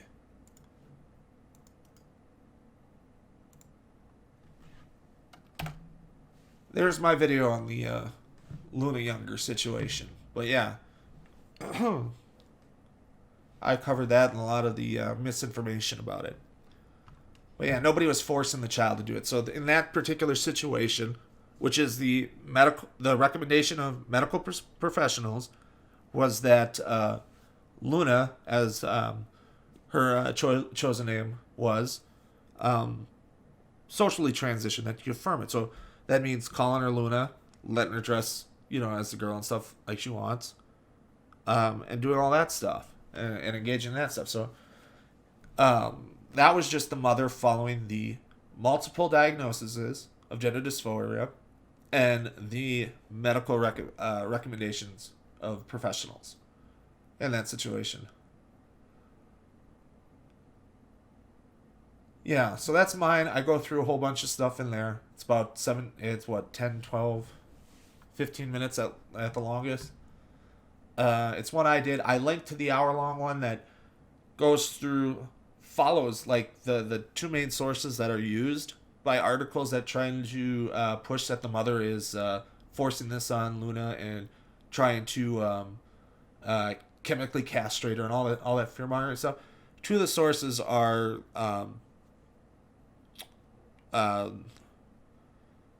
real anti-trans stuff that have never looked at the case or never done anything that they just throw stuff out there, speculate. I want to say not much different than me, but I've read this stuff. I follow this stuff. I read this, so I'm responding here. But but aren't doing anything different than what I'm doing, like right here. On situations that maybe I don't know the most about, like Tavistock's protocol. I don't know that any of that stuff in there, and I'm commenting on what I know from my experience, from the knowledge that I have on these situations. But that's what they're doing there, and they're doing it specifically to push anti-trans agendas, right? And those are two of the most started. So Walt Heyer was one of them. So a woman who transitioned as a man, a man who transitioned to a woman and transitioned back, and now is trying to push the evils of the transgender ideology. And the other one is from a organization that tries to mask itself as a credible pediatricians association, and they do it there. So yeah, it's a lot of misinformation. So there's multiple diagnoses for Luna, and then the father. And if you look into the father's a far right Christian nut, and so has openly admitted to abusing Luna, which baffles me that the court now is allowing. The court decided back in, was it October, November, when the court finally settled that case, that the father still gets a say and stuff into it. And now my concern is that because those positions are elected positions, the judge in that case is elected. There was probably, because it blew up in conservative news outlets and all this other stuff, and it was pushed around, and it reached all the way up to the governor of Texas, saying they were going to look into it and do all this other stuff. there might have been some outside pressure on the judge because she's got to win re-election to kind of give the father some more leeway when, according to the facts of the course, like in my video, there's a Glenn Beck clip after this all goes down and the father doesn't come on the show, and for whatever reason, I don't know what Glenn Beck's play is by bringing this stuff up, but he brings up the facts of the court that there's two other daughters of the mother, and the father abused them to such a case that one was self-harming and the other had developed a suicide plan to kill herself. And other stuff in there, you find out the father's a con man, lied about this stuff, stole, just an unrepentant asshole. And there's the stuff he said out on conservative outlets, especially for things like you cited LifeSite News, right? And those kind of things. And he point blank says, I will not let Luna be Luna at my house. There's no girls' clothes. There's nothing there. Luna and then her twin brother had longer hair, but then the father only cut Luna's hair. Why? Because Luna wants to be a girl, right? Or is a girl. And this stuff. So just an unrepentant asshole, this guy is. And it's kind of sad that it's the same judge that presided over those same facts of the case. And hi, Mrs. Snarky. Yeah, and that's kind of what it is. And so it's just, I feel real terrible for Luna because it seems pretty persistent in her gender identity. And there's even like, the father called CPS on the mother and was accusing that the mother and the two older daughters were pushing Luna to be a girl, pushing the trans stuff on her. And so through the CPS investigation, they found no abuse for the mother, but turned around and said, yeah, the father abused Luna because Luna doesn't have the choice to dress as either a boy or a girl at her father's house. And her father says she can't be she's no pretend girl, right? I'm not going to let all this nasty stuff about it. And even in his interviews, he goes and says, well, I don't tell her, so he's trying to make himself seem sympathetic. And he can probably get away with this on the right-wing Christian conservative stuff, where he's trying to say, well, I don't tell Luna that she isn't a girl. I just read her the Bible and ask her what the Bible says about it, and says what she is. It's like, so yeah, guy's an unrepentant asshole, and that girl's gonna have a hell of a lot of problems growing up because of it. Shrug. They go, okay, because they don't really understand. But they will understand when they go through it. Why this girl would be so concerned about having breasts is beyond me. I don't ever recall knowing any woman who's ever been regretful about having breasts. That's because you're talking about women and not someone who's non-binary, right? And trans in general, right? That's the concern over the body.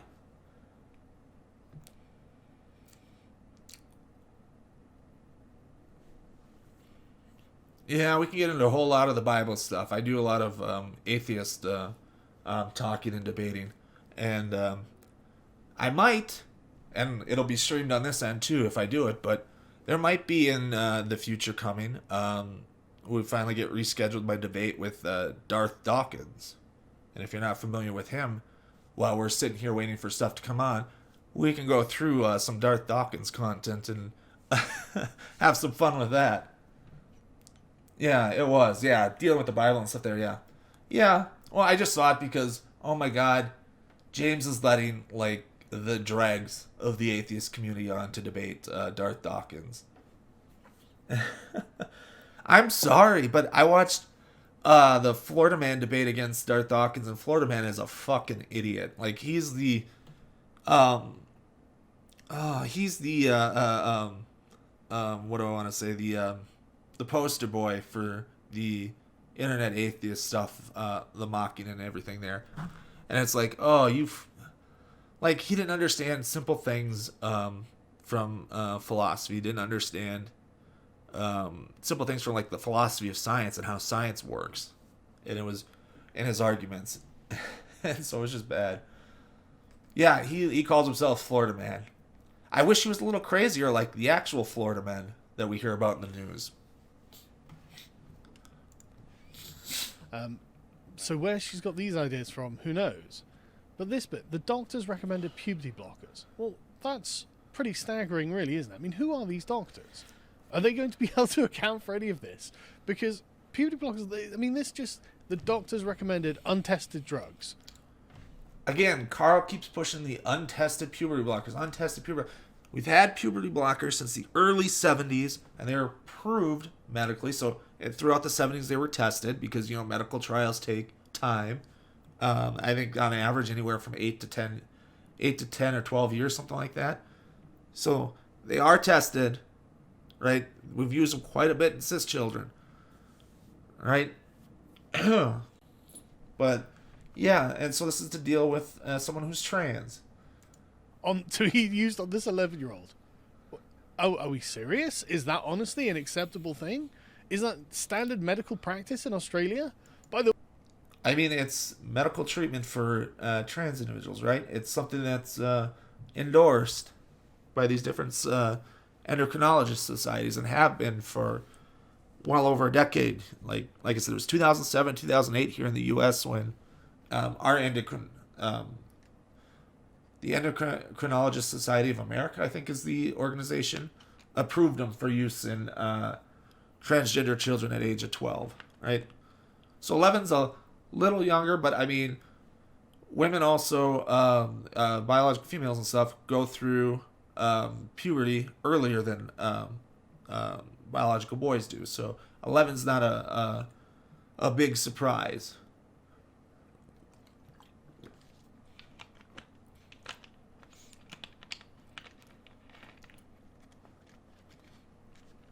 Oh yeah, there was a red pill philosophy picked up flat eartherism, and now that's his kind of thing going on. So I'll have to do that, but he finally, it's the first time the flat earthers have found the black swan fallacy, or not fallacy, but the issue with induction, right? And so now that means, nothing in science is proven, so nothing in science matters, right? And all this other stuff. It's like, do you know the problem with induction applies to you and your claims of the flat earth, bud? Right? And so it's really stupid. It's people that don't understand basic philosophy of science going out and just making themselves look like assholes. Yeah, the black swan thing is a big thing going around in the flat earth community, right? There was, I think a couple weeks ago I was going to do as one of my warm-ups. Red Pill Philosophy was talking to MC Toon on YouTube, Flat Earth Debate, and oh god, that was a mess. And so MC Toon's we don't prove anything in science.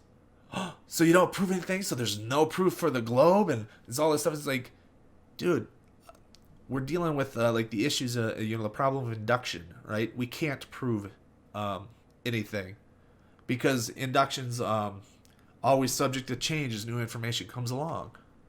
That's going to upend our thing. We have no logical proof like we would do in deduction, right? In deductive reasoning. Oh, he's not. He gets jack shit for views. He turned comments off on his videos, so they're probably not getting pushed out anymore. I just looked at him, I was just all right, what are all these anti-SJW channels and stuff? A lot of them I didn't watch or didn't like because they're fucking morons, like Red Pill Philosophy. But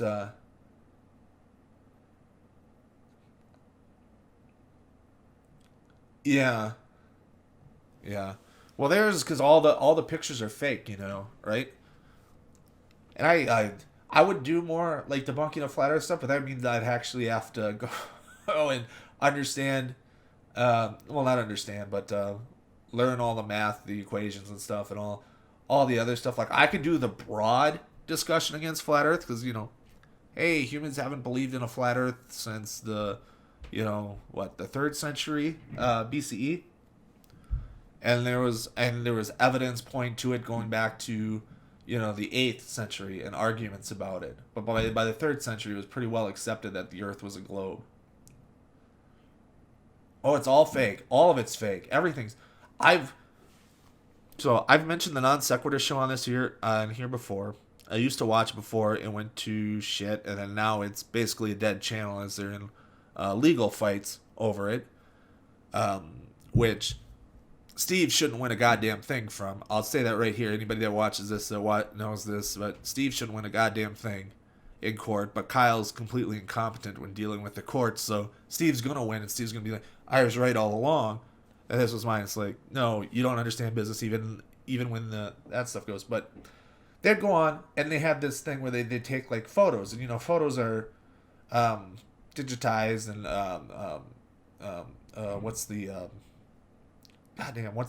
compressed. And so it creates different artifacts in there. And so they're looking at these different things and artifacts. It's just, the arguments are crazy.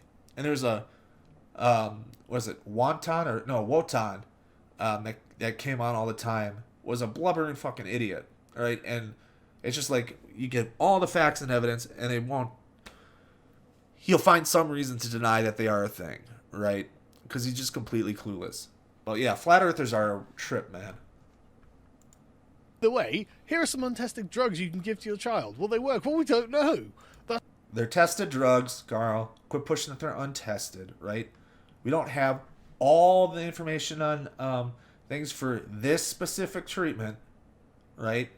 But the little evidence that we do have shows that, yeah, it's not really a big issue, and some of the things that you're pushing that are big issues can still be treated side by side with this, right? All right. Yeah. Oh, that was. But you know me, I love dumpster fires. You give me a dumpster fire like, Destiny and Vosh yelling at each other, just screaming at each other, was pure entertainment for me. Like, just a dumpster fire going after it, right? And that's why I know far more about like internet blood sports than I should. Oh no, Elmer, what are you doing there? But yeah, it's like, I know way more blood sports lore than I care to know, just because of how shit show that was. Especially the shit show parts when it got shit show. When I was born and stuff, fuck it wasn't worth watching. But with all those little stories and stuff, but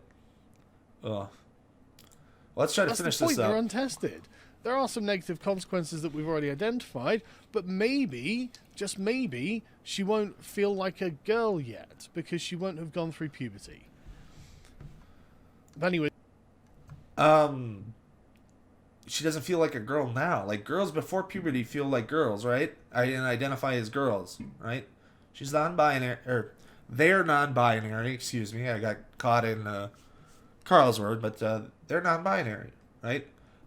They don't identify with being, boy or girl, and they're aware of what boys and girls and stuff like that.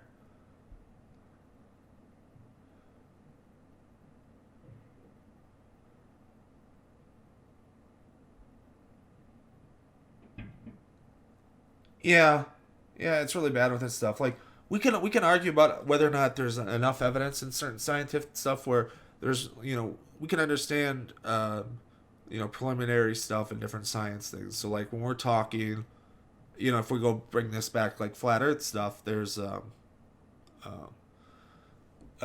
anything like that.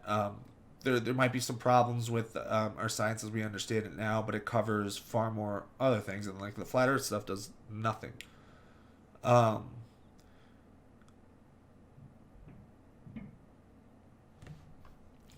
these are to help Olivia cope with anxiety caused by pubescent body changes. God, is there no other kind of therapy that can do that job?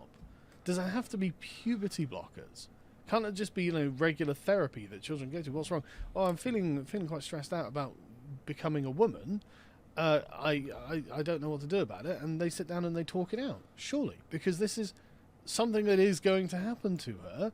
Unless, of course, you get some random doctor who comes along with some untested drugs and starts jabbing them into your kid. It's not some random doctor, right?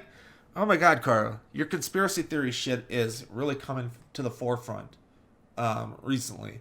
Like, so if you're not familiar with the Sargon lore, um, he was a 9/11 truther. He was all sorts of conspiracy theory stuff back in the day. Now, this was before he got on Sargon, started doing Sargon, so it wasn't quite there. But as it's gone along, he's become more and more conspiratorial. So the conspiratorial thinking that he had before he started doing his channel is now to the forefront in how he runs his channel.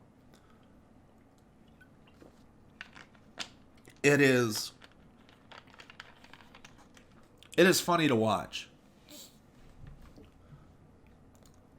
The injections have stopped Olivia developing breasts, menstruating, and developing other female characteristics.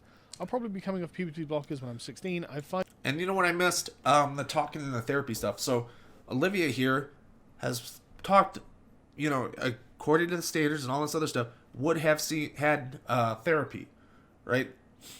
And they would have seen medical professionals that gave the diagnosis of gender dysphoria, right? That happens here. So he's just like, well, they're a woman and they're gonna develop as a woman, and it's just gonna, stuff there, and so that you shouldn't have any anxieties over it, or you should just talk it out and have it there and just accept it. And it's like, well, they're non-binary. Their gender identity is not that of a woman or a girl at this point in time. 5 years to think about this. There's no rush with this. No point in rushing anyway. Well, this is the problem. We don't know what the consequences of the puberty blockers are going to be, the long-term consequences. We know some of them, but there are probably going to be others, and this is generally not tested. And to the point where medical... Again, it's tested, and we do have studies for the things that you are concerned about that are coming out positive, right? And even with the things that are a little bit negative, like the bone density stuff.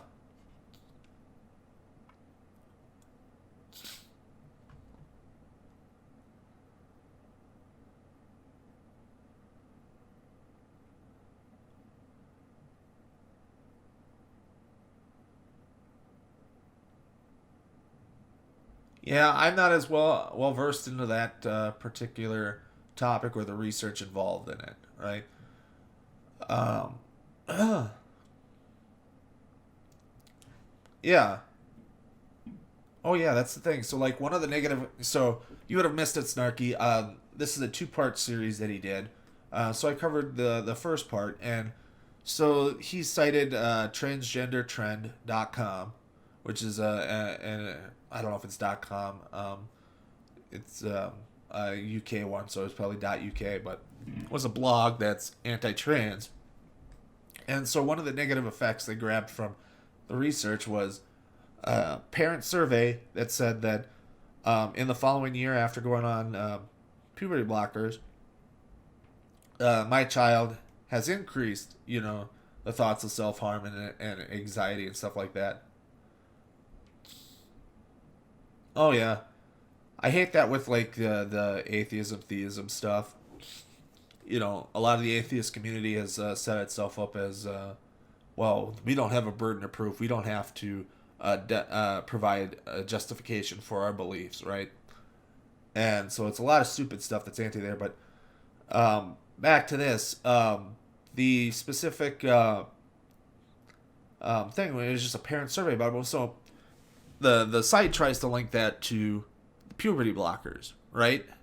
And what would probably be the case if they're on puberty blockers is that they're probably out trans, right? Or if they're, Olivia's age here, they're not developing like everybody else is. So there's probably some mistreatment and stuff and societal stuff that's affecting some of that self-harm stuff, because you have somebody that's actively seeking treatment for something like this, that being trans, and so they're not going through puberty like everywhere else. So they're the weirdo. They're the one on the outside. So even if they're getting the right things there to fit everything there, kids can be complete assholes to other kids over some very minor differences. And for someone that's big as being trans and being on puberty blockers, that's probably going to stick out more, and that's probably going to result in some bullying and abuse and stuff. And so that would probably be the more reasonable, um, um, what do I want to say, reasonable conclusion for the increase in just to the parent survey, right? It's not the actual kids that they talk to; it's just parent survey, and so there's issues with that kind of methodology anyway to begin with. But even if we accepted it as true, there would still be issues this way, right? Medical experts in the UK have, as I said in the video, quote, children cannot make informed consent when taking these drugs. Well, why not? Well, because adults can't make informed consent on taking those drugs, can they? I mean, adults can make informed consent on those drugs, right? That wasn't what was said in that quote. Don't worry about it, Mrs. Snarky. Like I said, I'll be on all night. I'll be covering it all through when we finally get California's results in, which are probably gonna be the last ones and probably closer to midnight before we get at least close enough to where we can call it. Unless, of course, Bernie goes out and gets 40+% and it's called right away, which kind of puts a damper on things. Like, we don't know what the end result is going to be. Therefore, how could you give informed consent if we literally don't have the information you would be informed about? I mean, come on, this is... I mean, that's not what informed consent means, right? Informed consent is just that you're informed, you understand that certain situations there's going to be risk. These are the things that are going to happen. And then you can make the decision, right? Just because we don't know... so take experimental cancer drugs, for example, would be a good thing here. We don't know all the results on it. We don't know if all the negatives, all the drawbacks, especially when it's in the experimental and testing phases, right? But we can still make informed consent on whether or not we're going to go on those drugs to fight our cancer, right? So that's not what informed consent is. And as has been pointed out, these drugs are on the World Health Organization's list of essential drugs because of their safety and general reversibility, right? There's some minor things that they're trying to blow up into huge, horrible, awful things. These huge risks beyond anything else you're going to take medical-wise, right? And they're going to try to play that off and fearmonger that, oh, well, we just can't do this. Oh, can't do this. And it's, like I said, this is why you get called transphobic. It's not that, oh, we're just being reasonable, we're just being all this other stuff. It's no, you're being willfully ignorant about the science and the information that's out there, right? The history of these stuff. You're running to, so what you would bitch about, like when the news would say something bad about Trump, right? And you run to, oh, Trump derangement syndrome, all this other stuff, and fake news, all this stuff here, but right-wing news, or even if it's not necessarily right-wing news, but something that's like anti-trans news. Oh, I'm anti-trans. Here we go. This is up. This is where the transphobic claims come from, Carl. Right? Totally wrong. We can't be giving 11-year-olds puberty-blocking drugs because they say something silly about their gender, which, again, I think is going to resolve itself during... More transphobia right in there, right? Something silly about their gender is definitely transphobic. Puberty. Puberty suppression for young gender-diverse people has been the subject of much controversy. Some critics say the children are too young to consent and should not be on any hormonal medication. Okay, that's just one line. That's all we have. The counter-argument is just, some critics say the children are too young to consent, which they are. She can't join the military, drive, smoke, drink alcohol, or vote. Then surely she's too young to take untested drugs that will change the course of her entire life at 11 years old, right? But anyway, I mean, should she be seeking cancer treatment at that age, right? Like, this is not an argument that's is something that we make here, because the argument for not being able to understand or make these choices or consent correctly and stuff for young people, they often argue brain doesn't finish developing until you're 25, right? So everything should be pushed back to that. But the only thing that's there, or the only thing that's generally missing, is the impulse control, really, for teens and stuff there in their development. And that's what develops up until you're 25. Yeah. Yeah, they take all sorts of things to the doctors, right? They do all that stuff here. And for trans kids, you still need parental consent, largely. There are some places, some countries, where that's starting to go away, that they can argue it in the courts, right? So there was somebody sent me, I know about this because somebody sent me, was it New Zealand or Australia, allows trans kids to take their case to the court if their parents are going to prevent them, right? And they make their case. So they can do that there, which I think is a good thing, right? If you got hyper-conservative religious parents who aren't going to accept you as being trans, are going to push you and stuff and do all that other stuff, and are just going to argue on basis of their religious belief that you can't be trans, you can't take puberty blockers, you can't seek any treatment for that stuff, that child should be able to go to court, and hopefully there's the professionals that they can go to get a diagnosis and stuff. But we, here in the U.S., we have a lot of hurdles for just doing that. But they have this available in Australia, New Zealand, something like that. I forget where it was, but yeah, somebody was trying to argue that they were pushing it on kids, and I got on Twitter, and that was their source. Yeah, I know, it's crazy. It's always that stupid. There's other decisions they can make, right? And that we allow them to make all the time, especially some stuff that equates to their long-term future, right? So I bring up the athlete thing, right? So let's say your kid's has all the athletic talent in the world, can go far, right? And they don't want to play sports, right? Should they be allowed to choose not to play sports, even if it's removing a potentially lucrative future career, right? Should that be allowed on them that way? Or there's all sorts of things that we allow kids to make long-term decisions on at that age, regardless of this, right? And then for the stuff that we think is, super serious, like medical stuff, like this here, parental consent, in the U.S. at least, is a requirement. Now, like in the Australia, New Zealand, wherever it was, example, they can go to the courts, and usually that'll happen with because they have access to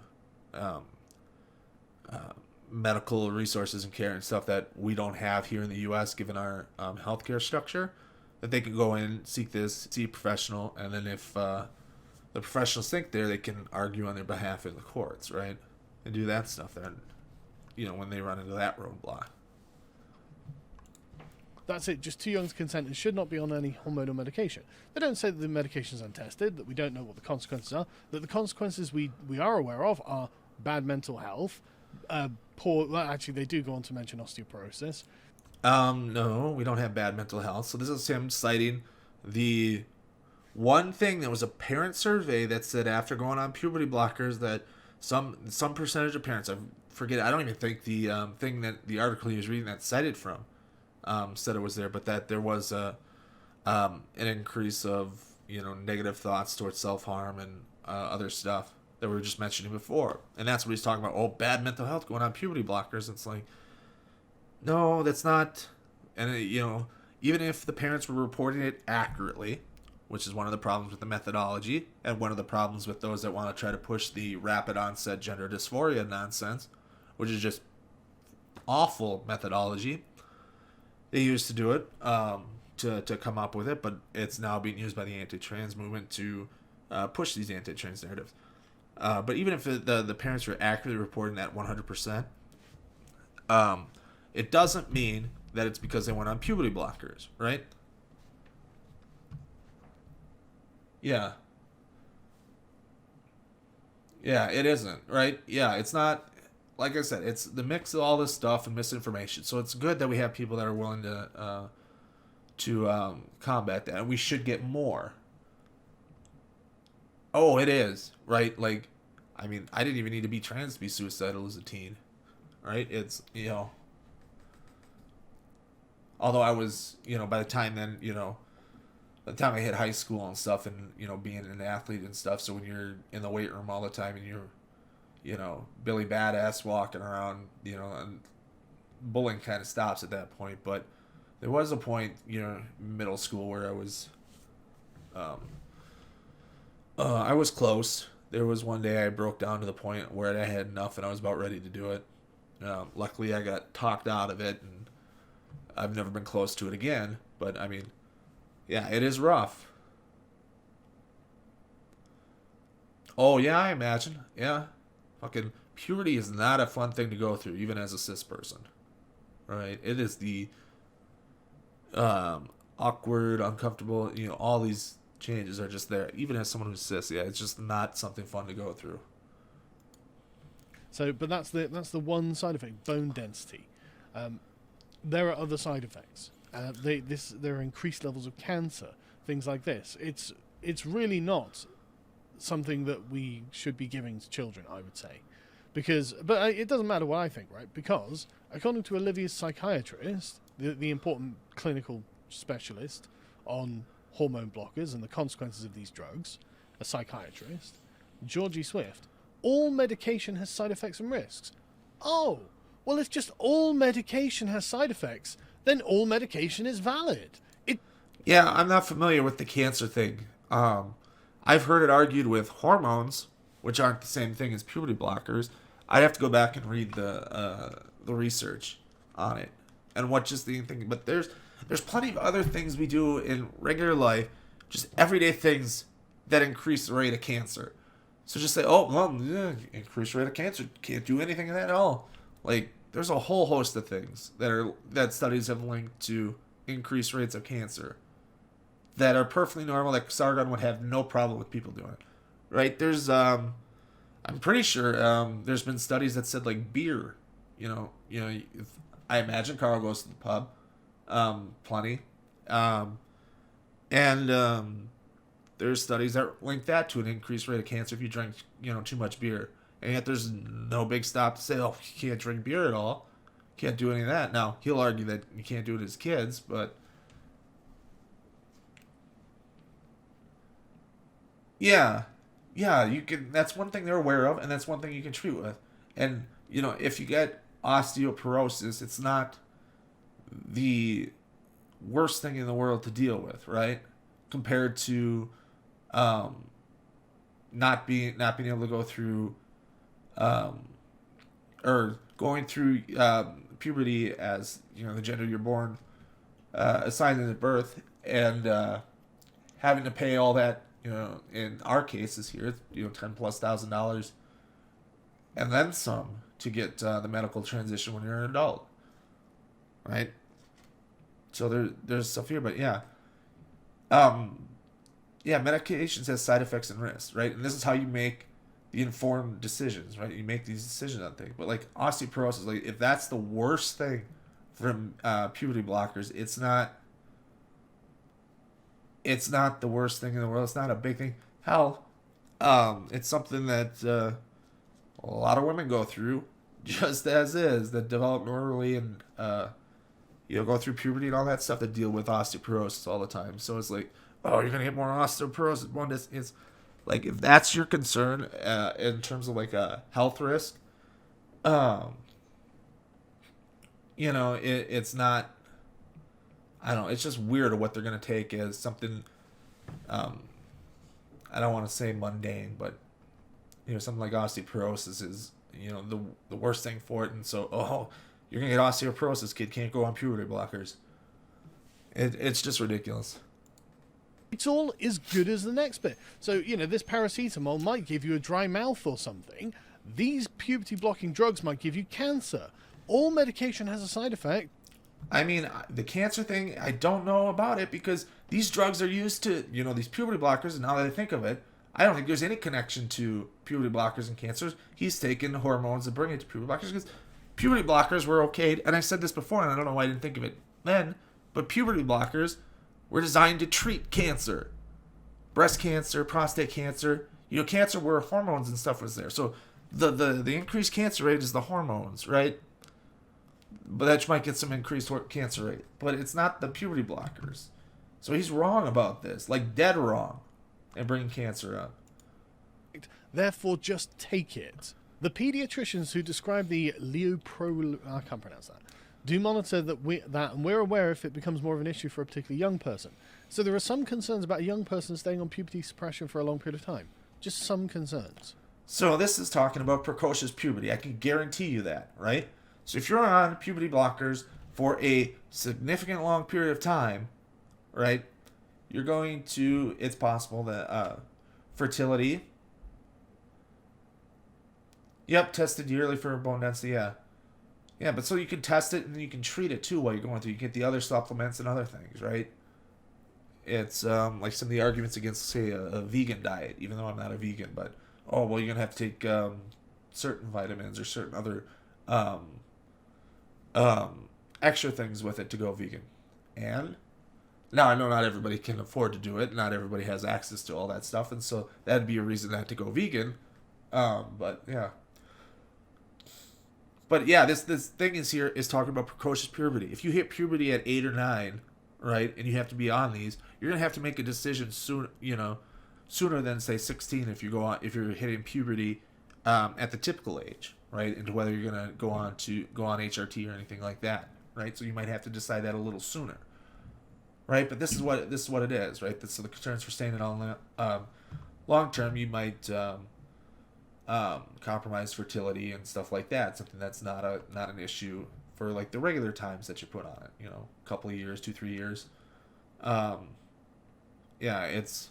This is what it's referring to, and he's trying to treat it as something much worse than what it is, or something way out of it. I bet he doesn't have a fucking clue about precocious puberty and the treatment of puberty blockers, right?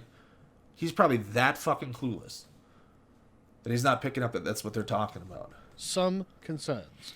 The fact that it might ruin their skeletal structure. The fact that it might ruin other aspects of their body, like their genitalia. The fact that it has other health effects of which we're not yet properly aware. Some concerns. But the mother, Ms. Rousseau, said she weighed up the health risks. How did she do that? How does she know what the health risks are? But believed puberty suppression was what Olivia needed. I mean, they talk about this stuff, Carl. We know where this is like any other medication. It's really dumb. Like, fucking morons.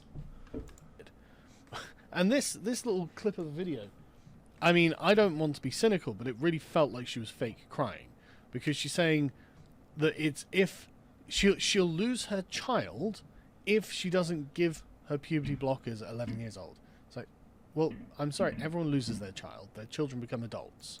That's not what it means to lose a child, you jackass. She's afraid that if she goes through puberty and these things don't, and her dysphoria that's brought about it because, and I keep falling into what Sargon says, so I'll apologize. They are going through puberty and picking up, and they develop the gender dysphoria associated with that becomes worse, and they become suicidal, right? That's what she's concerned about, losing her goddamn child, Carl. It's not that, children grow into adults, so you lose your child. No. I don't know. Maybe this phrase is different. Maybe this kind of mindset is different in the UK. But I'm always my parents' child, right? I've always been told that you're always going to be my child to me, and we're always going to, we want the best for you. All this other stuff, because that's what parents are, your child, and, it's that. So the child's never gone, right?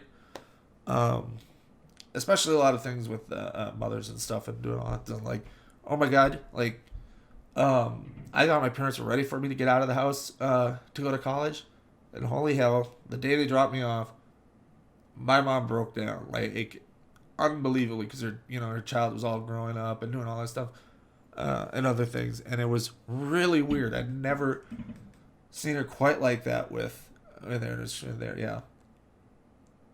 Yeah, she was given the information about making the decision, right? And they can talk with the child, do all this stuff is planned. It's not, it's not just like, come show, he really thinks, like the Zuby clip that Zuby has pinned, or he had pinned for the longest time to his Twitter feed, about breaking the women's deadlift record. She says, "Well, in that moment, I was a woman, so you had to accept me." It's like that's not how things work, Zuby, right? And then in the same situation here, that's not how this works, Carl. Right? That's not how any of this works. And that's what puberty is for. They go through the process of puberty, and they become an adult, and then they are no longer a child, but they are still your son or daughter. You're going to have to lose your child eventually. Every parent has to watch them grow up and leave the nest. That's part of life. I don't know. That's not losing your child. Not losing your child, right?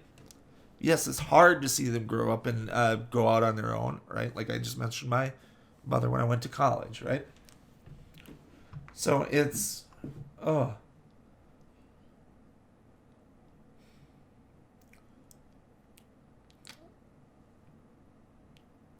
I mean, vaguely, but I'm not. I mean, I'm for trans women competing in sports. Like the rules with the, at least going through HRT and all that other stuff. Yeah, see, well, I mean, see, like I said, I don't know where you're from, T-Bird the Third, but here in the U.S., it's a pretty common thing that you're, or at least in the community I grew up, I can't speak too broadly, but community I brought up, we're a parent's child forever. I can be 60 years old and still my parent's child, and I'm still a child. Or not a child, but you know what I mean? And that's the kind of thing. So they've never really lost the child, unless we became estranged and we quit talking to each other. But we're not. We talk and are everywhere around there. So the child's still around. So I'm not lost to my mother. So it's I don't know. Maybe it's different in the UK and it's just different idea. Yeah, I see your point, but I'm just saying that it's a different mentality in the losing the children, right? Why that's such a weird thing for you to say, but I mean, she's framing it as if, oh, my child will commit suicide. Well, I mean, you can say that, but this child doesn't look very suicidal, does she? And just seems a bit weird to me, especially when I decide. I mean, Carl, you're the one that have, I don't know if it's you, but specific, but I swear you've come out and touted the suicide rates as being against transition, or at least some. Maybe you haven't gone quite that far to be against transition, but you have mentioned the suicide rates before, so you're aware of the suicide rates in the trans. It's like, oh, well, here's a smiling, happy child. They're not suicidal. It's like, oh my god, this is like the dumbest. Oh, this is the a lot of the what I want to say. A lot of the issues that a lot of people that are depressed and suicidal have with society and stuff, where just on the outside you seem calm and stuff, and it's like, it's not. I'm trying to, there's a big battle on pushing that stuff there. Now the child may not be dealing with it now because the child is loved and is going through puberty or put on puberty blockers to help prevent like the gender dysphoria that would come with going through puberty. You know what I mean? That would likely increase the suicidal rate and tendencies, right? If you push them through puberty.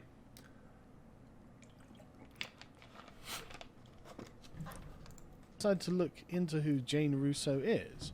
She's a councillor with the city of Unley, President Athletics SA, Transcend SA, which is a trans organisation, activist group, collaboration, inclusion, gender diverse ally with a little rainbow flag, women in sport. So she's a city councillor, and she appears to be a progressive activist, an intersectional activist. With trans people making up less than 1% of the population, is this just overreaction and fear-mongering? Sport needs to do better for our LGBTIQ community. Okay, and this is a tweet about trans athletes in sport. SA Health doesn't have one gender clinic to meet the needs of transgender and gender diverse people. Thank you for these opportunities to talk to young people about transgenderism, and we all live under the rainbow, #Pride March. Do we have a decent enough approximation of her politics? I think we do.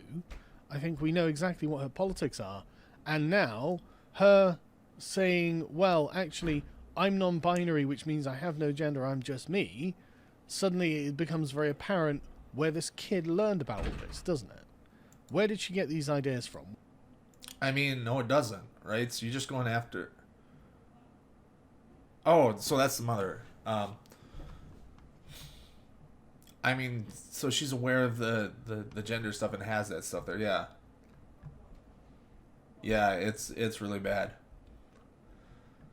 Yeah, so it's like, oh, all this stuff is inherently bad, and I guess the implication here is that the mother is pushing it on the child, and it doesn't seem that way.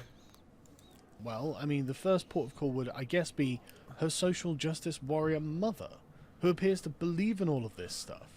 But hey, what do I know? I'm just some guy on the internet. And I just want to say, don't go and contact the mother, please. You are not going to change her mind. It will not do any good. She will just play the victim. She will get more media attention. You'll turn her into a star. Do not go and contact the mother, okay? But anyway, getting back to the apparent activism and... So, a lot of with gender identity stuff is not forced, right? It's, the issues come up when, in the plenty of trans friends that I have. Sasha's talked about this an awful lot with her issues growing up and the way her parents try to force her to be manly, masculine, all this other stuff instead of who she is, causes a lot of distress and all that other stuff for it. So, all he has here is that Jane Russo supports this stuff, is probably open and allows Olivia to explore her gender, right? And that's probably how Lindsay... Yeah, leave the mom alone, but it doesn't matter because he showed it up on screen. So, which is I did the whole thing about Sargon doesn't understand hypocrisy, but this is part of his hypocrisy here, right?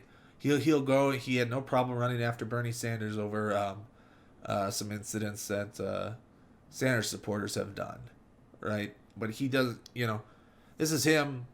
This is almost as bad as if you remember a few years ago, he posted.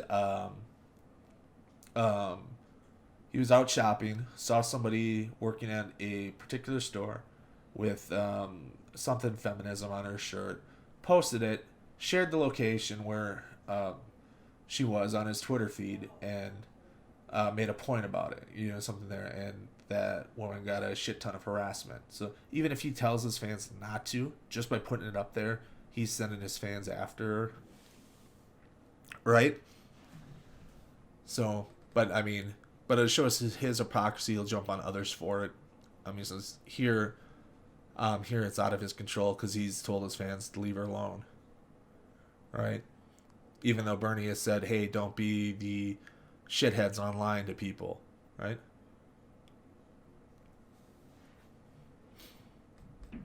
Yeah. Oh, there was a couple of years ago on it. I'm sure if you follow Chrisiosity or anybody along that side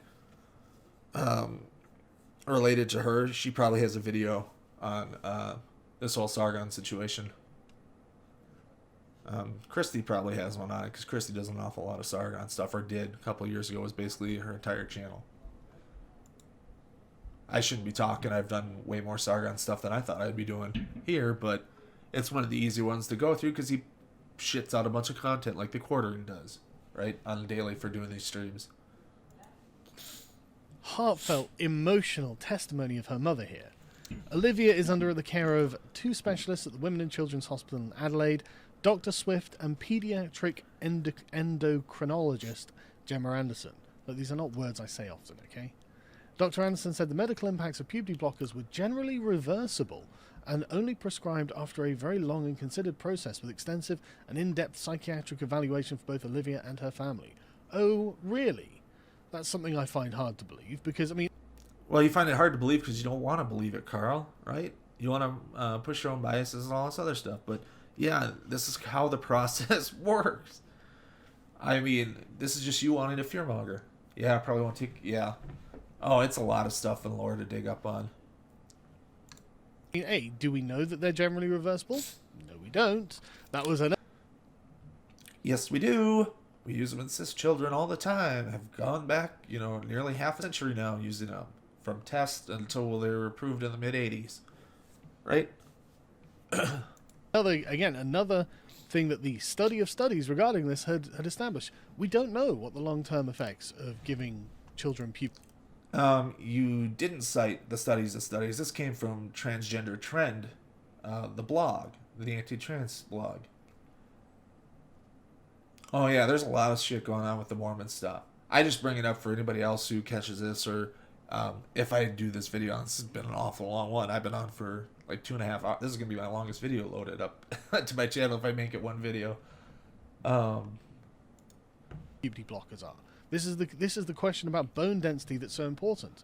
Will they develop it later? Who knows? We don't have all the answers here, and they're acting like, well, I'm the medical professional. I can tell you all the things. I mean, it's just generally reversible. What are the parts that aren't? Are they important? But they're not going to tell us. But Dr. Swift acknowledges there are strong critics who believe that the children are going through a phase. I wonder if they've ever spoken to a young, gender-diverse and non-binary person and really thought what it would be like to walk in their shoes rather than seeing it from a distant and more academic perspective. I don't really care. Right? I don't really care. I don't think that doctors and parents and the state should be, and the media, should be encouraging 11-year-olds to take puberty blockers at the best of times. As the young lady who's suing the BBC, not the BBC, the Tavistock Centre, over the lack of the kind of pipeline that she went down to have a mastectomy, a double mastectomy, so permanent life-altering surgery. As she points out, these are just being encouraged into it. There's no challenge. There's no therapy. You got one anecdote that's claiming this, right? And so we'll find out when the court information comes out later after it goes to trial this summer. And we'll be able to read the court documents. I think that'll be something we'll have to check up on and see the listed procedure and the path, not pathway, the treatment and stuff they went through. If that stuff gets, I assume it's going to be shared in the testimony. I don't know if we'll be able to get actual hard documents and stuff on it, but yeah, we'll find out if there was malpractice going on with the Tavistock Center after that case concludes, right? But right now you're treating it as a given. And you know what? I should go dig and see if he did anything on Luna Younger back in a few months ago. I don't know if he had a COD Daily up at that point, but I'll go back and look at it. Probably not here on stream. Well, maybe. We got another 10 hours or so running. And talking to them to try and change their mind on like the evil of breasts or something. Like there's no one challenging them on these things, and that's the reason that she's suing the Tavistock Centre. But this is the thing here. This is what we see. This is exactly the kind of rhetoric that we hear. Well, have you seen it from their perspective? Dude, I don't want them to have serious medical problems in like 20 years, because for a few years when they were preteens, they didn't really know who they were. Shock and surprise, who does know who they are? And it doesn't surprise me that these people are kind of being groomed into this, because that's really what it looks like. So, in the last video, he tried to claim, he's calm and reasonable and all this other stuff and what he's going on. None of that is calm, reasonable, anything. I mean, it's not really calm voice, but I mean, it's it's kind of the way the British with it. You listen to enough people that do the calm British talking stuff here. Yeah, that's not calm. That's not him being calm. That's him freaking the fuck out. And none of his shit is reasoned here, right? Is any kind of reasoned argument against what's being said here and talking about here, right? So, what's being said is about shit like Carl, right? Is people like him, right? Doesn't care, hasn't talked to them, hasn't bothered to look at any of this other stuff, but it's like, oh, we're giving these drugs here. These drugs I have never studied, have no idea about, and I'm going to claim they're experimental, even though we've been using them for the last 50 years, right? And oftentimes the people that aren't even trans. I mean, the vast majority of people that have gone on puberty blockers are not trans. Yeah, so it's this, that kind of stuff.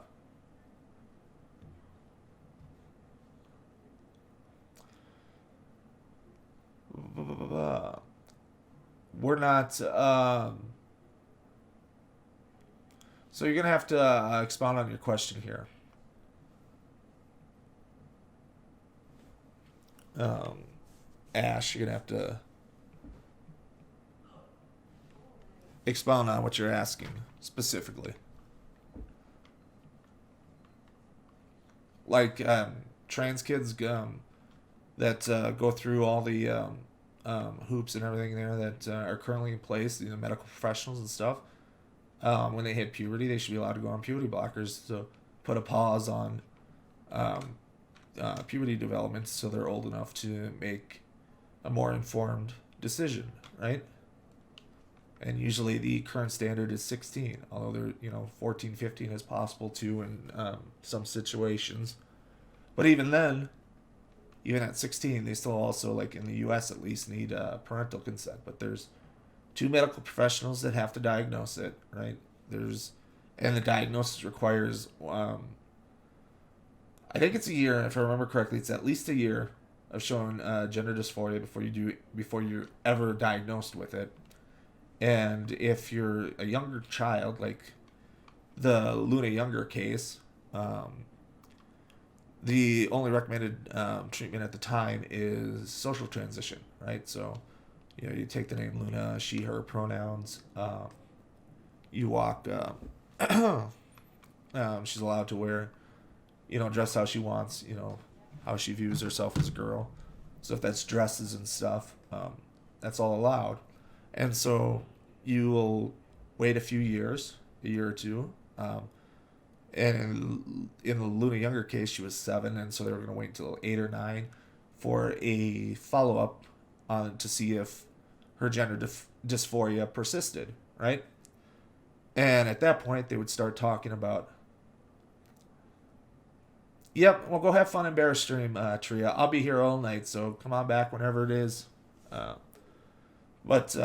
Yep, see you later, Tria. And so then they would start looking at maybe puberty blockers when she hits puberty. Now, at not 8 or 9, she's not going to go through puberty, right? It's usually about 12, 16 that you go through puberty as someone born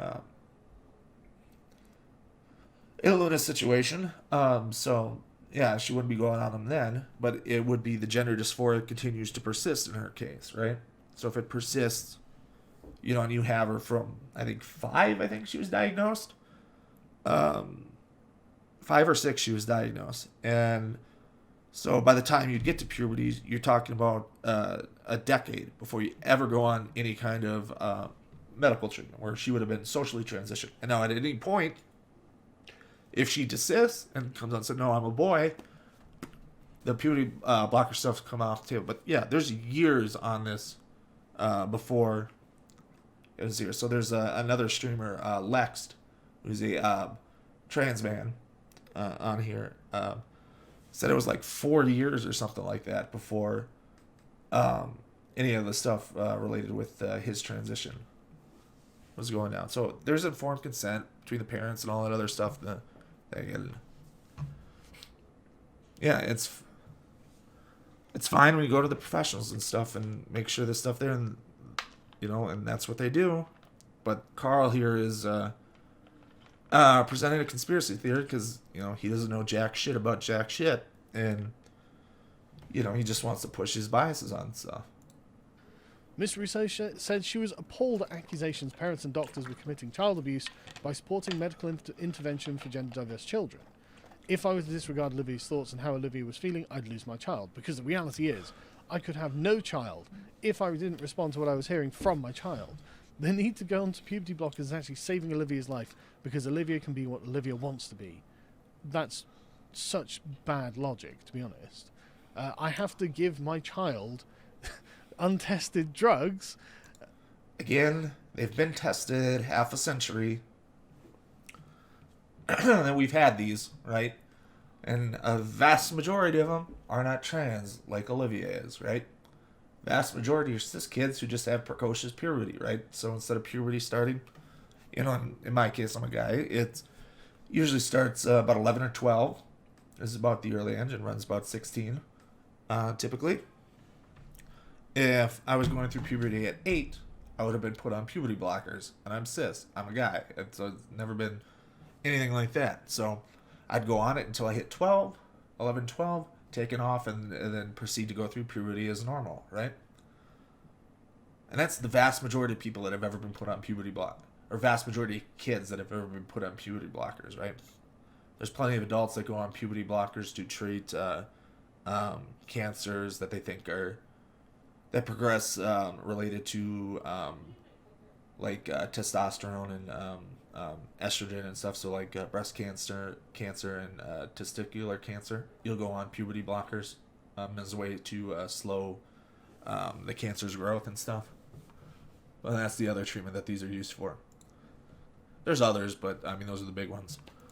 That will change the course of their life and are dangerous, because the reality is I could have no child if I didn't respond to what I was hearing from my child. So maybe, I mean, it could be that you didn't listen and they were hit by a bus or something, so you would have no child. But it also could be that you would have a child if you actually try and instruct them away from life-altering surgery at the age of 11. They're not going through life-altering surgery at 11, right? It's, here in the U.S., for the large part, it's 18, maybe at 16 in some states with parental consent, but the general treatment is 18 before any kind of surgery, right? Now, HRT is typically 16. Now, there may be some examples where precocious puberty is a thing, and it has to be started a little earlier, 15, maybe 14 and stuff. But, yeah, they're not going on surgery at 11, right? You would think, like life-altering medical intervention, at the age of 11, you would think that this would be...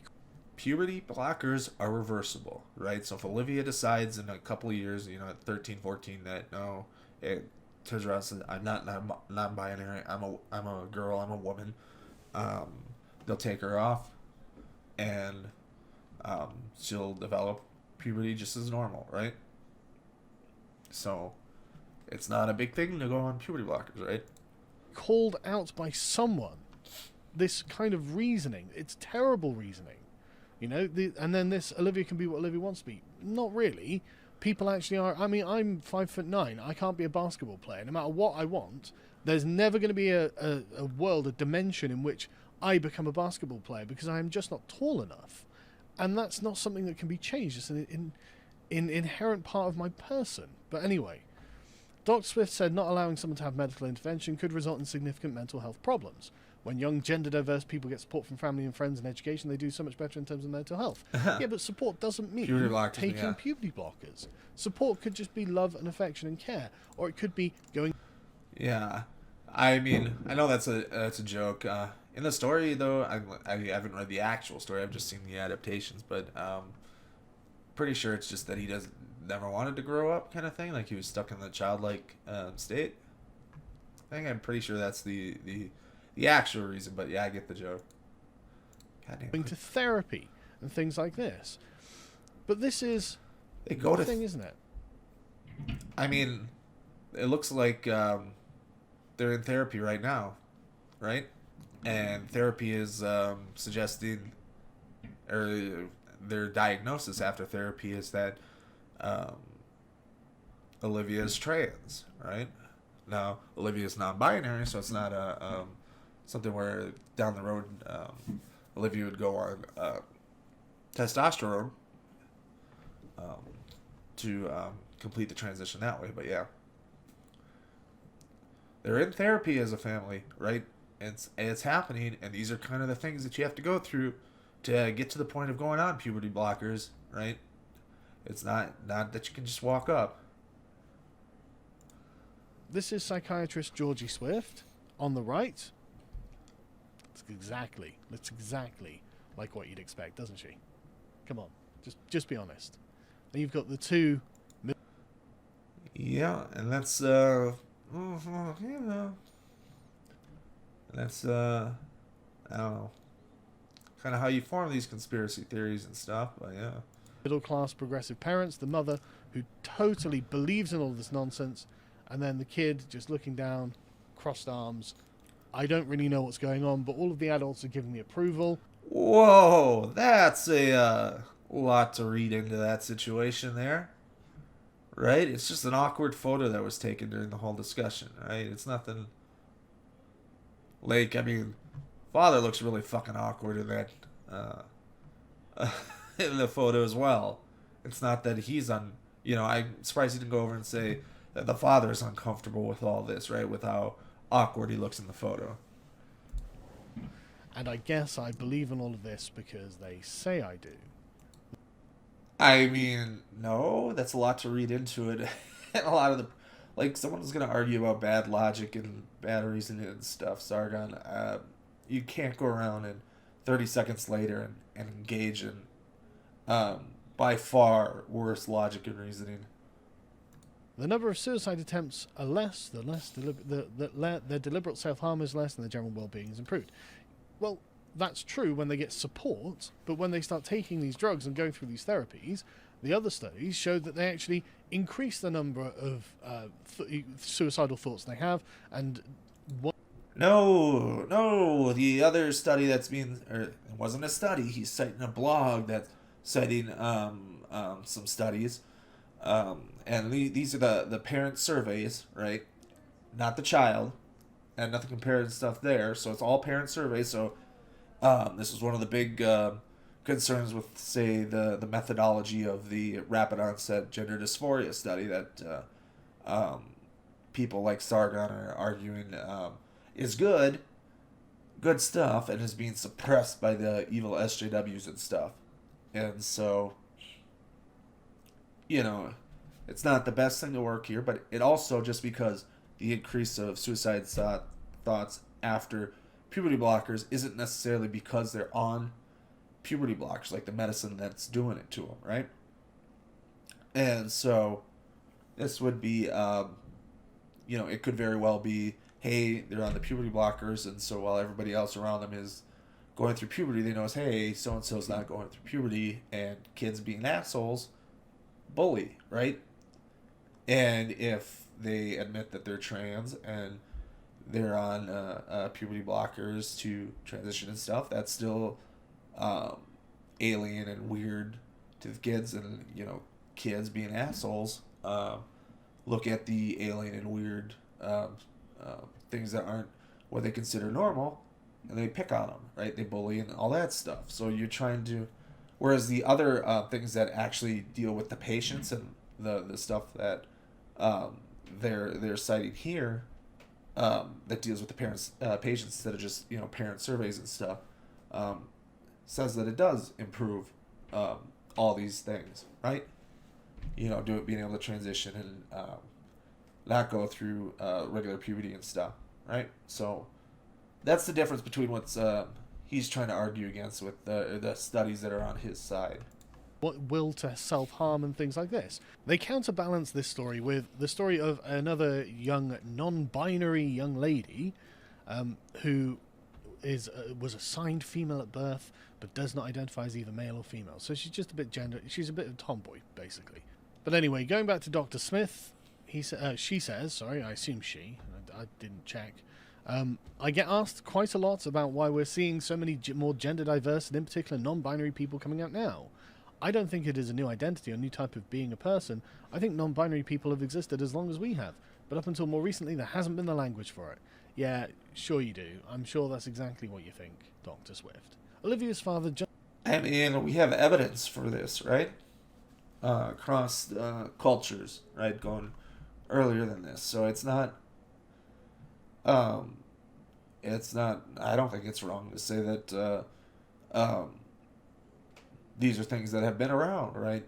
For, at least, the very least, since we've had societies, right? As a species, so. But yeah, we have other evidence of multiple genders beyond just male and female, different roles, all this stuff, and part of that is what lends into the argument that it is a social construct, right? Justin Purdy has had a steep learning curve. As a parent with a journey through puberty with a non-binary child, there's lots of questions. I'm quite analytical, but there's no clear-cut solution. So in many respects, you just have to roll with it. I just want what's best for my child. So you think that untested drugs, untested puberty blockers on your 11-year-old... They're tested. Quit repeating that lie. They're tested. 50 years. Right? I'm just on repeat at this point. Should get a little, on my stream deck, set up a button where I can just push that every time, and it's like, oh, there's that one, and a little sound effect. Child is the best thing for your child. You just have to roll with it, apparently. Seriously, I think, again, I keep saying, these are all going to age really, really badly. I think in 100 years' time, people are going to look back at this like it was the thalidomide scandal or something like that. They will... What's the thalidomide scandal? Let's see if I can figure out what he's trying to reference here.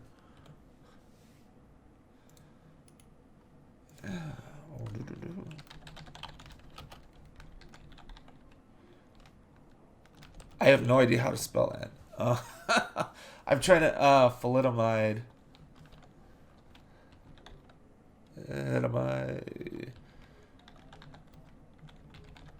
Thalidomide. Oh, thalidomide. I thought it was P.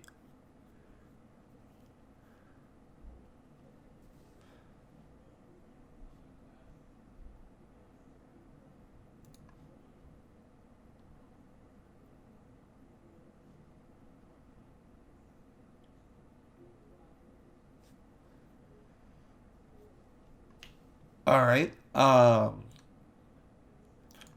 So since that happened, was developed in the 50s, came out pretty quickly, and was revealed in 63, I think it said there. That hasn't happened with puberty blockers, right? Or luraprolin, right? It's been used for 50 years. It's on the World Health Organization's list of essential medicines for its safety and general and reversibility, right? Safety, reversibility, and effectiveness and stuff that all medical systems should have, right? So this is something we're well aware of with here. Carl, like I said, Carl has zero clues that these have existed, and far more non-trans individuals have been on them than trans individuals have, right? Because it was several decades before endocrinologist societies and stuff started approving them for gender dysphoric children, right? So we have a lot of studies on the effects. All right, that looks like the end of it. We'll do a... I don't know if there's anything else he has. God damn, that was a long one. That was 2.5, 3 hours.